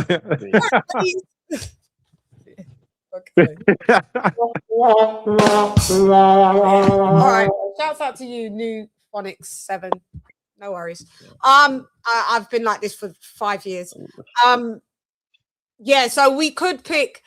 Do you want to change split decision? Do you want to do a stoppage, Eduardo? So what? Yeah, you know what? I'll go both since I'm already out on a limb. I'll take him. I'll take him in the last 10, 11, 12. He wins the fight, and it'll be like a kind of battering stoppage where he just putting pause on him. Yeah, because if you let Spence get steam, like when he gets to steam rolling you, he will throw more and more and more. That's what I'm saying. Once Spence goes into, does he still have that? When he just comes forward and he's just throwing them punches, body shot, overhands, hooks, he just will trawl forward. And I don't think that Tim Tszyu is a harder puncher than Errol, because Errol is a cumulative damage. So I think that if we get a semi-decent Errol, he should be able to stop Tszyu. Yeah, and the other thing you got to look at is, for one, Errol as a southpaw is still very effective at landing a jab, and Tszyu doesn't have a powerful straight right hand, so I don't see he can clip him with that. Zoo's rubbish with southpaws because who did he have that? Fundora came in as the fucking. That's right. I think that I didn't even take into the southpaw. That stance is not, because he doesn't have a great straight right hand, so he's not going. And like I said, Spence lands the jab from the southpaw stance, which is normally that very difficult for people to do. Yeah. So I'm going with Spence. How many rounds is in this fight? Is it a 12-round fight? Yeah, I think so. Should be. Yeah, I'm going round 10 to 12. Stoppage. That's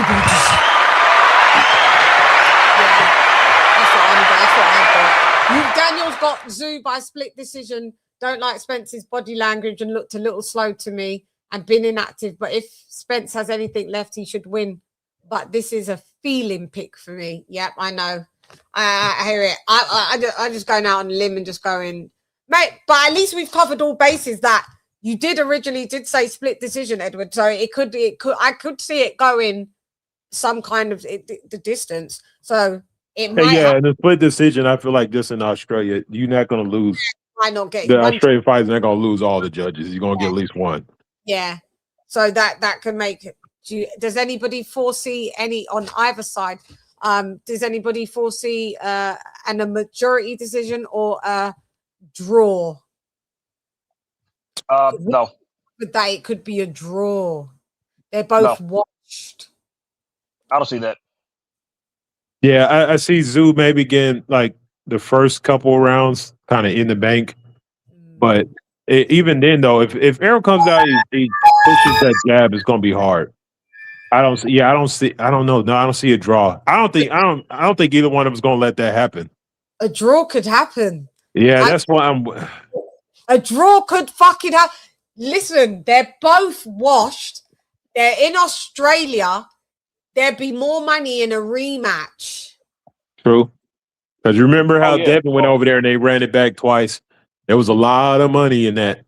Devin had no choice. I mean, Devin had no choice. I mean, is there a rematch clause in this fight? That's the thing. So it don't matter because if they do draw, you don't need a rematch clause to do a second fight. Especially if it's an entertaining fight and they're going back to back and it's punishing and grueling, they'll run that shit back. They don't care. Draw.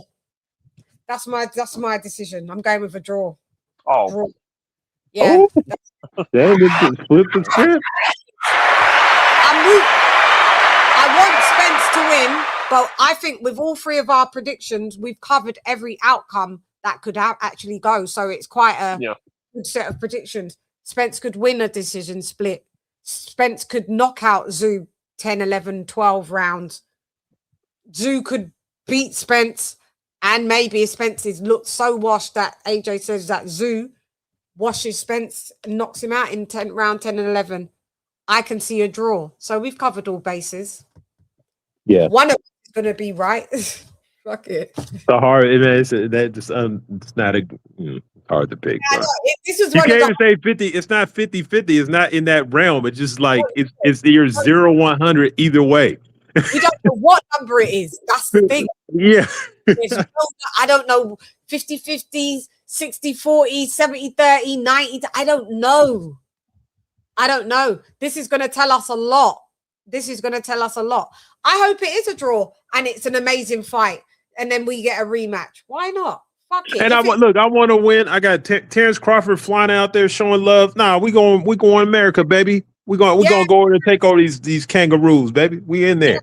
Crawford and Spence have become quite good friends and root for each other. I see on Twitter, like Spence is always talking really good of, and even on his media of Terrence, and I see Terrence talking really good of Spence. So it's I think Terrence is rooting for him to beat. And if you've got the guy that beat you that you do respect spurring you on, that might help Spence. Man, should I change my prediction again? Yes.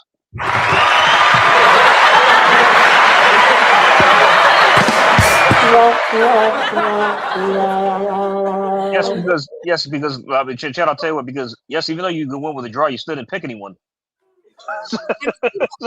Because I'm not saying it because I'm sitting on the fence because I don't have any numbers to play with, and they're both equally could be washed. I could see that a draw could be done. That it could be a majority draw, just a flat out draw. I don't see it. Maybe there could be a majority decision. One judge is going to say it was a draw, and the other two judges say that Spence won or Tszyu won. It just depends. Like, you know what I mean? It could be. It's a myriad of outcomes, but we don't know the numbers, and that's why I could say, why not a draw? Why not? We never pick draws. That's not sitting on the fence. It's very feasible. No, I'm kidding. I'm just messing with you. Yeah. No, I'm trying to rationalize it out loud as well. I'm like, I want to change again. Now let me just stay my ass with a draw. Yeah. Sure. We've covered it. And we've got veto. Mi hermano también en el edificio. Yeah, tú sabes. So let's do your super chat. Viso!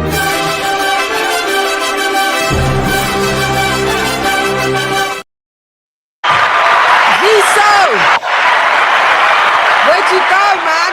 Where'd you go? I haven't had you on the panel for a little bit. I know, I had my hiatus. So I got Tim Tszyu by stoppage. Don't know which round, but I just don't trust fighters who come back from a long stretch of inactivity. See you next week. Thank you for dropping that $0.25 on your girl. So you've got Tim by stoppage. Don't know which round. I don't trust fighters who come back from long. What? That's why I'm going with a draw. So that's me.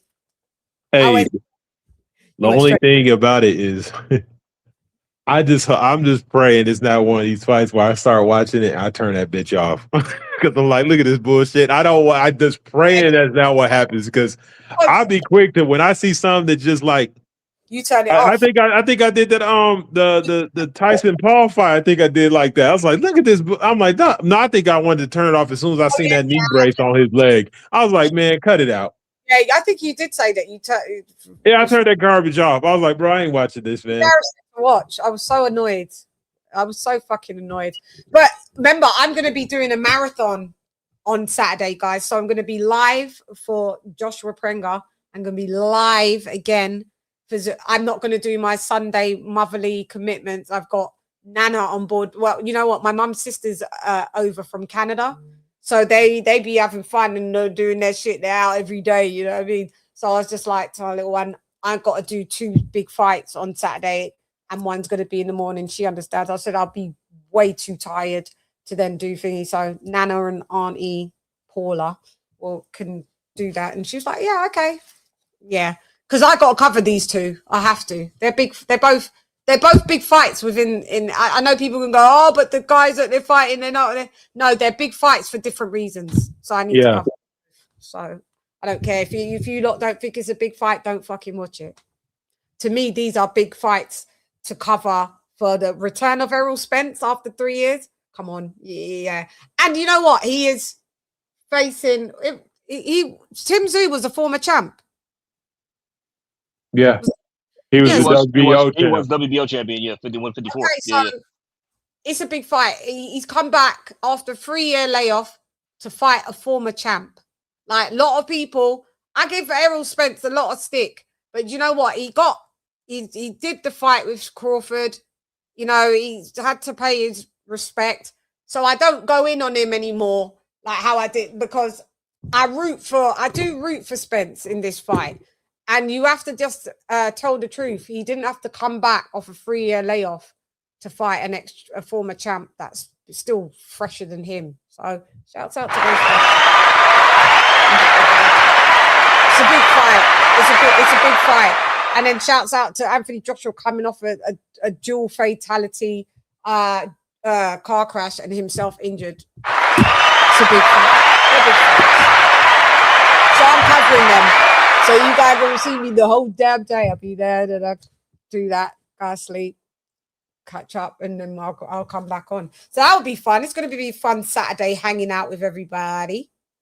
Yeah, man, I was watching them warm up in that area of Australia. I'm like, I need to go there. That shit is beautiful. Which way? Their fight scene is just nice. Who? When? In Australia. Yeah, Australia. There's the whole scenery, there's everything, the whole atmosphere. Their fights are nice, and they got a knowledgeable crowd. They're not one of the annoying ones like a LA crowd. Like, yeah, so, yeah, they have a good crowd for the fight. Because I stayed and watched both of them Devin Haney fights, and it was electric. And that fight, low key, like he was just beating them with a jab, but they just were all into it regardless. It wasn't no asshole bullying. You're forgetting they're the same as us. They're our cousins. They're the Brits' cousins. So they're into their boxing. Like there's an atmosphere. Woo, woo, woo, like they're on it. Yeah. Yeah, they're on it. They're good fight fans. It's just that it's so damn far where they are. So they get highlighted a lot. That's it. Yeah. That's what it is. But they are fight fans in Australia, and I've had the pleasure of going there twice. Yeah. So you know, I don't have a culture shock when I go to Australia. Coming from the UK, because a lot of us use the same dialect, the same terminologies, just different accents, but the same kind of culture. Love a good drink, love to go in the pub. They're the same. That's what they do. So yeah, it's a pretty cool place to go and visit. Yeah. So Tim Tszyu needs to concentrate and just being a star in Australia, and don't try and go to PBC Island doing this shit, because PBC Island is literally. They're all moving to DAZN. Are you going to be picked to go on DAZN? Are you going to be a DAZN fighter? Is he a DAZN fighter? That fight's going to be on DAZN, isn't it? I think it is, right? What is he? Is he No Limit? Tim Tszyu? Yeah, he's No Limit. Yeah, he is. Yeah. So, you know, you get the shine. Hi, listen, Conchornery. Where have you been? You're probably saying that to me. Where have you been? You was a member. I used to call your name. You better sign your ass back up, Conchornery. I gave you that name. Didn't I? Conchornery. Yeah, instead of Sean Connery. That's how far we go back. Yes, everyone say, what up, Con? Yeah, so these predictions have been amazing. I think we've done an amazing job breaking down. We've been on the show for 3 hours, guys. This was supposed to be only a fucking 1 hour show, but it's been so much fun. I could chop it up into bits, but it's going to do its thing on the algorithm, you know, because by the time we blink, it's actually fight night. So this has we really should have got off ages ago so this could marinate in the fucking algorithm. But hey, it do what it does. I'm not an algorithm chaser or such like that anyway. I just wanted to do my due diligence with you guys and chop it all the way up. And I think we've done a fucking amazing job. So I want to thank AJ and KOK for making it a great fucking show. Would you like to say anything last? Go off. If you guys want to just wrap up what you've got to say, go ahead. Can't wait for this weekend. I had fun. Yeah. Eduardo, you coming to join us on the Saturday? You know you dip in and out. Maybe. I know I was playing. Shout out to the Shadowholics. You know, y'all in the building.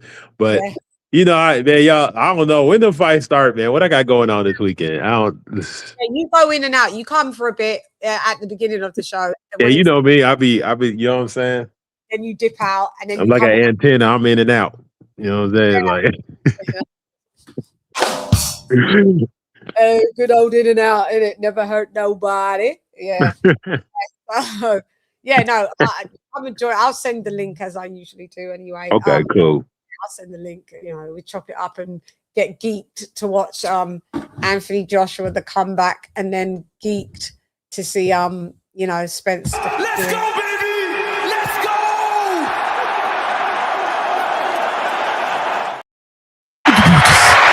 So yeah, that's it, guys. I think we've done an amazing job. Like I said, thank you to KOK, aka Eduardo, and thank you to AJ all day and twice on the motherfucking Sunday.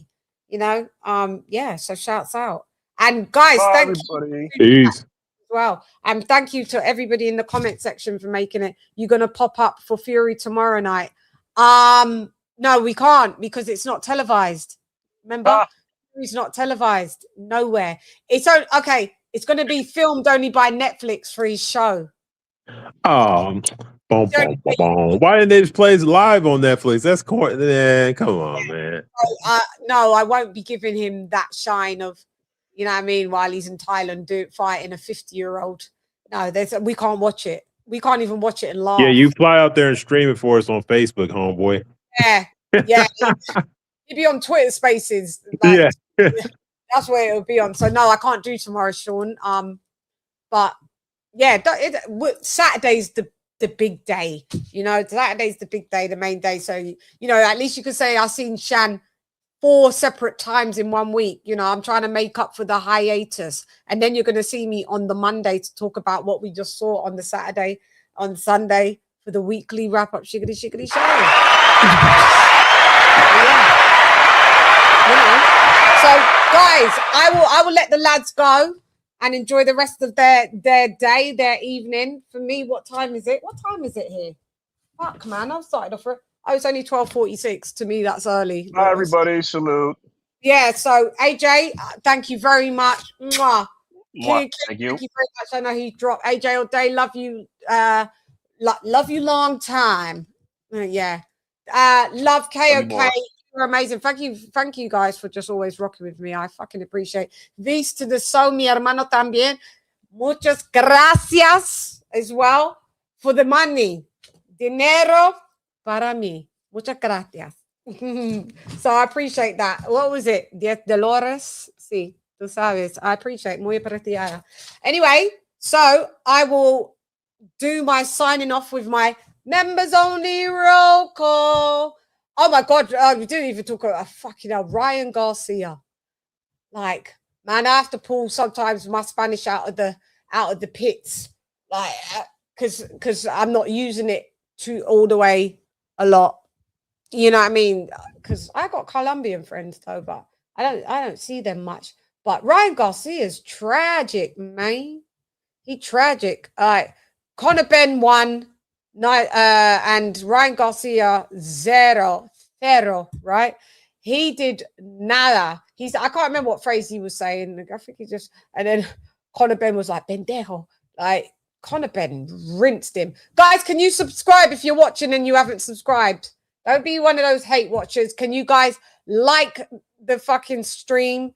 And when you see it on playback, gang, guess what you can do? You can either give me a super thanks, you know, drop a little coin and girl, or you can hype the video, you know, or you could thumbs down it. It's up to you. Do something. Make use of something, you know. Okay, so this is members only roll call. We have Stephen Indibutusi. What up, blood? What up, gangster? Retro boxing and documentaries, blood boxing, Indibutusi. That guy, Indibutusi. What up, lady Chann? Hey, okay, thank you for being in the building and being on the panel. Indibutusi. J. Buddha, Indibutusi. Donald Banks, DB, Indibutusi. Dr. P, Indibutusi. Virtuoso, Viso, mi hermano también en el edificio, ya tú sabes. Otra vez, mi hermano también, D-Style Boxing en el edificio, también. Aplauda el primer error en el edificio, ya tú sabes. Yes, you know, we've got the Haplo was that's why we call him El Primero, because he was the first member on here. So guys, I keep saying, if you want to join the membership, just do it, because we're going to have to start doing some juicy live shows, or members only in the chat for about Yeah,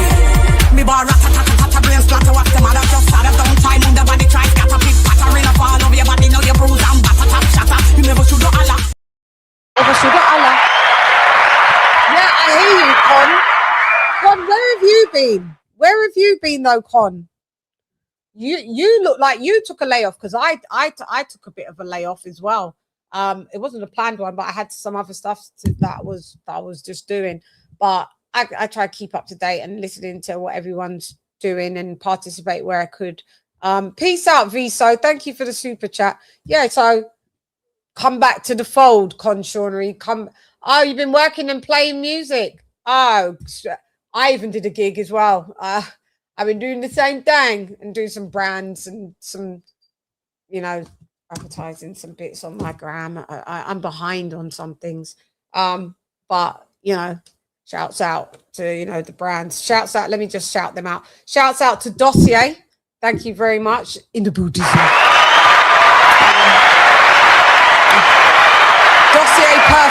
Dossier Perfumes in collaboration now with Boots. You can get them all across Boots UK. And then also I have Aurelo for your earpiece jewelries. Shouts out to Aurelo.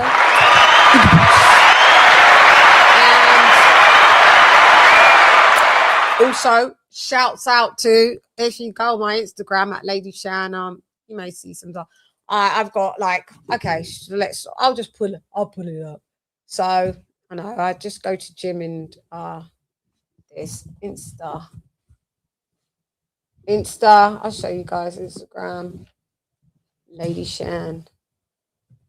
Lady Gaga. Lady Chann. I think I'm not even typing it fucking great. Oh, there I am. I'll show you quickly, real quick. Let me put you on that. So yeah, this is what I've kind of been doing. Share screen. Do you know, the share screen process is just really tedious. Like, you got to go through like 4 different clicks to do it. So there we go. Guys, this is my Instagram. Go and follow me. So I've been doing, I've been doing Gymshark stuff, like you see. Noisy, not flashy, clarity. Silent, confident, intelligent. Not noisy, not flashy, clarity. Silent, confident, intelligent. Not. Yeah, so we've been doing bits of that. I've been in the gym. I've been, look at me. This is Aurelo.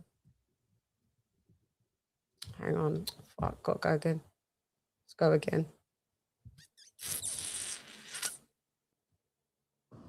Queening on them.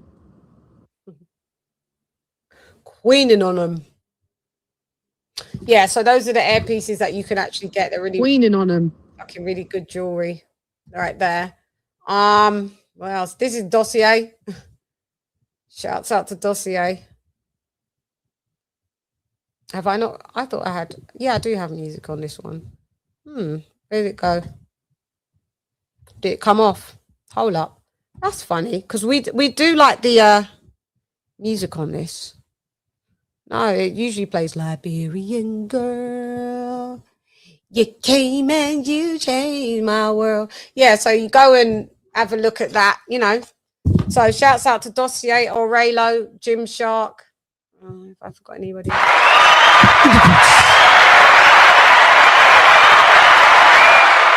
at the gym. Me on stage. Yeah.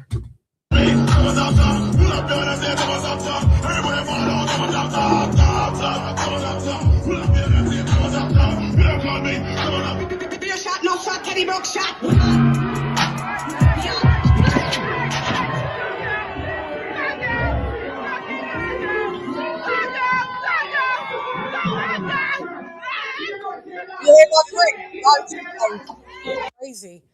Yeah, she's going crazy, you know. That was us on the way to the thing. Shouts out, this is Sean. Yeah, so it's testing now. Yo, wow, Reno, pull up. You can see me doing all that shit. That's just for entertainment. I don't give a fuck. When I go home, I'm just like this. Right, look at this point here. Normal. So, you're not normal. No, actually not, but I've got... Do you like this angle? So It's just recording. Do you like this angle? Tell me what where you want. Sure, that's what we would see. I'm happy for that. I'm happy for that. Do you think that's too far for you or what? No, I'm in where I'm supposed to be. Yeah. Sean needs to be here. Yeah. So, yeah. But at an angle where they can... Yeah? Do you want me to move Course. this? No. Yeah, we've had a bit of a refurb over well, Josh is just like kitted the gym out with loads of new stuff, new gear, and he still comes back and visits us all the time. Yeah, he doesn't forget. Where there's no place like home. Shouts out! I just saw that bag is massive. Now that was over there though. That's not new, that one. What does it do? That's massive. It's what is it? Like that was a gift from and what, someone. You just punch it up? Yeah. That is massive. That's like that's only 110 kilos, you know. Really? Yeah. The other ones, that Josh's ones, full of sand, they're heavier. Really? They're much heavier, yeah. Yeah, because they must be tight because they ain't been worked in yet as well. Oh my God! Well, shouts out, Shawnee. Always a pleasure. Thank you for always accommodating me to come in and annoy you. No worries. It's lovely having you, Channy. Take care, everyone. Yeah. Take care. Love to see you. To see you. Nice. Guys, sorry. Shawnee, can you get one brushes for me, please? So I'm saying Shawnee actually do something like worthwhile. That is a good angle from where I can see It's a now. great angle. Yeah. If I weren't in it, the angle wouldn't make it. You know you are recording. That's true. Do you know what I mean? Do you know that you're recording now? Yeah, we get Oh, dear. outtakes. It's cool. All the time. She loves herself, really. I do. Someone's got Someone's got it. Yeah, I mean. Shouts out.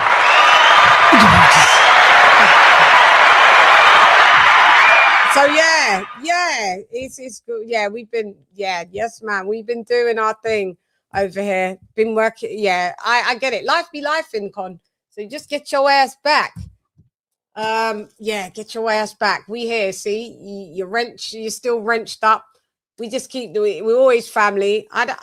I don't take away wrench. I don't take away wrenches like that just because if someone's not around, I don't take their wrench. I'll take a troll's wrench or if they turned into a troll. But all of my day ones and family, we all got wrenches. So come back to the fold. You never left. So guys, this is how I always sign off. You know how I sign off. You know I tell the truth, the whole truth, and nothing but the truth. So help me who? Colonel Jessup, did you order the code red? You don't have to answer that question. I'll answer the question. You want answers? I think I'm entitled. You want answers? I want the truth! You can't handle the truth! is right. You know, to get the truth, you have to obtain knowledge, and knowledge is what? Knowledge is key. Sorry for Guan, and I'll say for blood clot, Guan. So if it Guan, not bad to see nothing because nothing not a Guan. Lock off your eyes, cost me, make you come.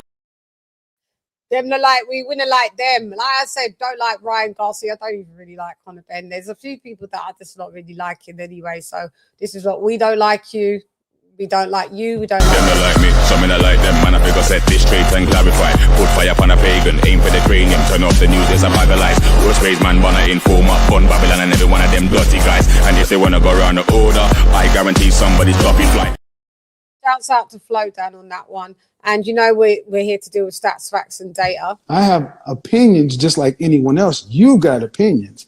But unlike what you're doing is I bring facts, data, statistics, things you can go look up yourself. R.I.P. the Godfather. That's right. Whoop. Entonces, mi gente, recuerda, mi gente del mundo, mi gente de boxeo. Estoy lista para ti, para todos, siempre, ya tú sabes. Listos para los chingazos. Listos para los chingazos.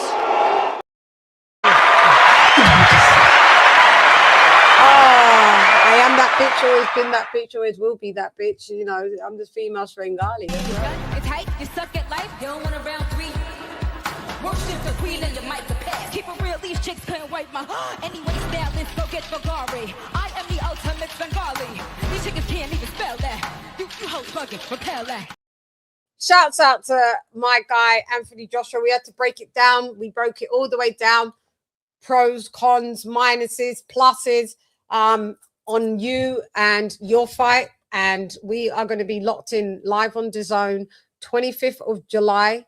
Meet me here. Let's go. Gas. Let's go, baby. Let's go.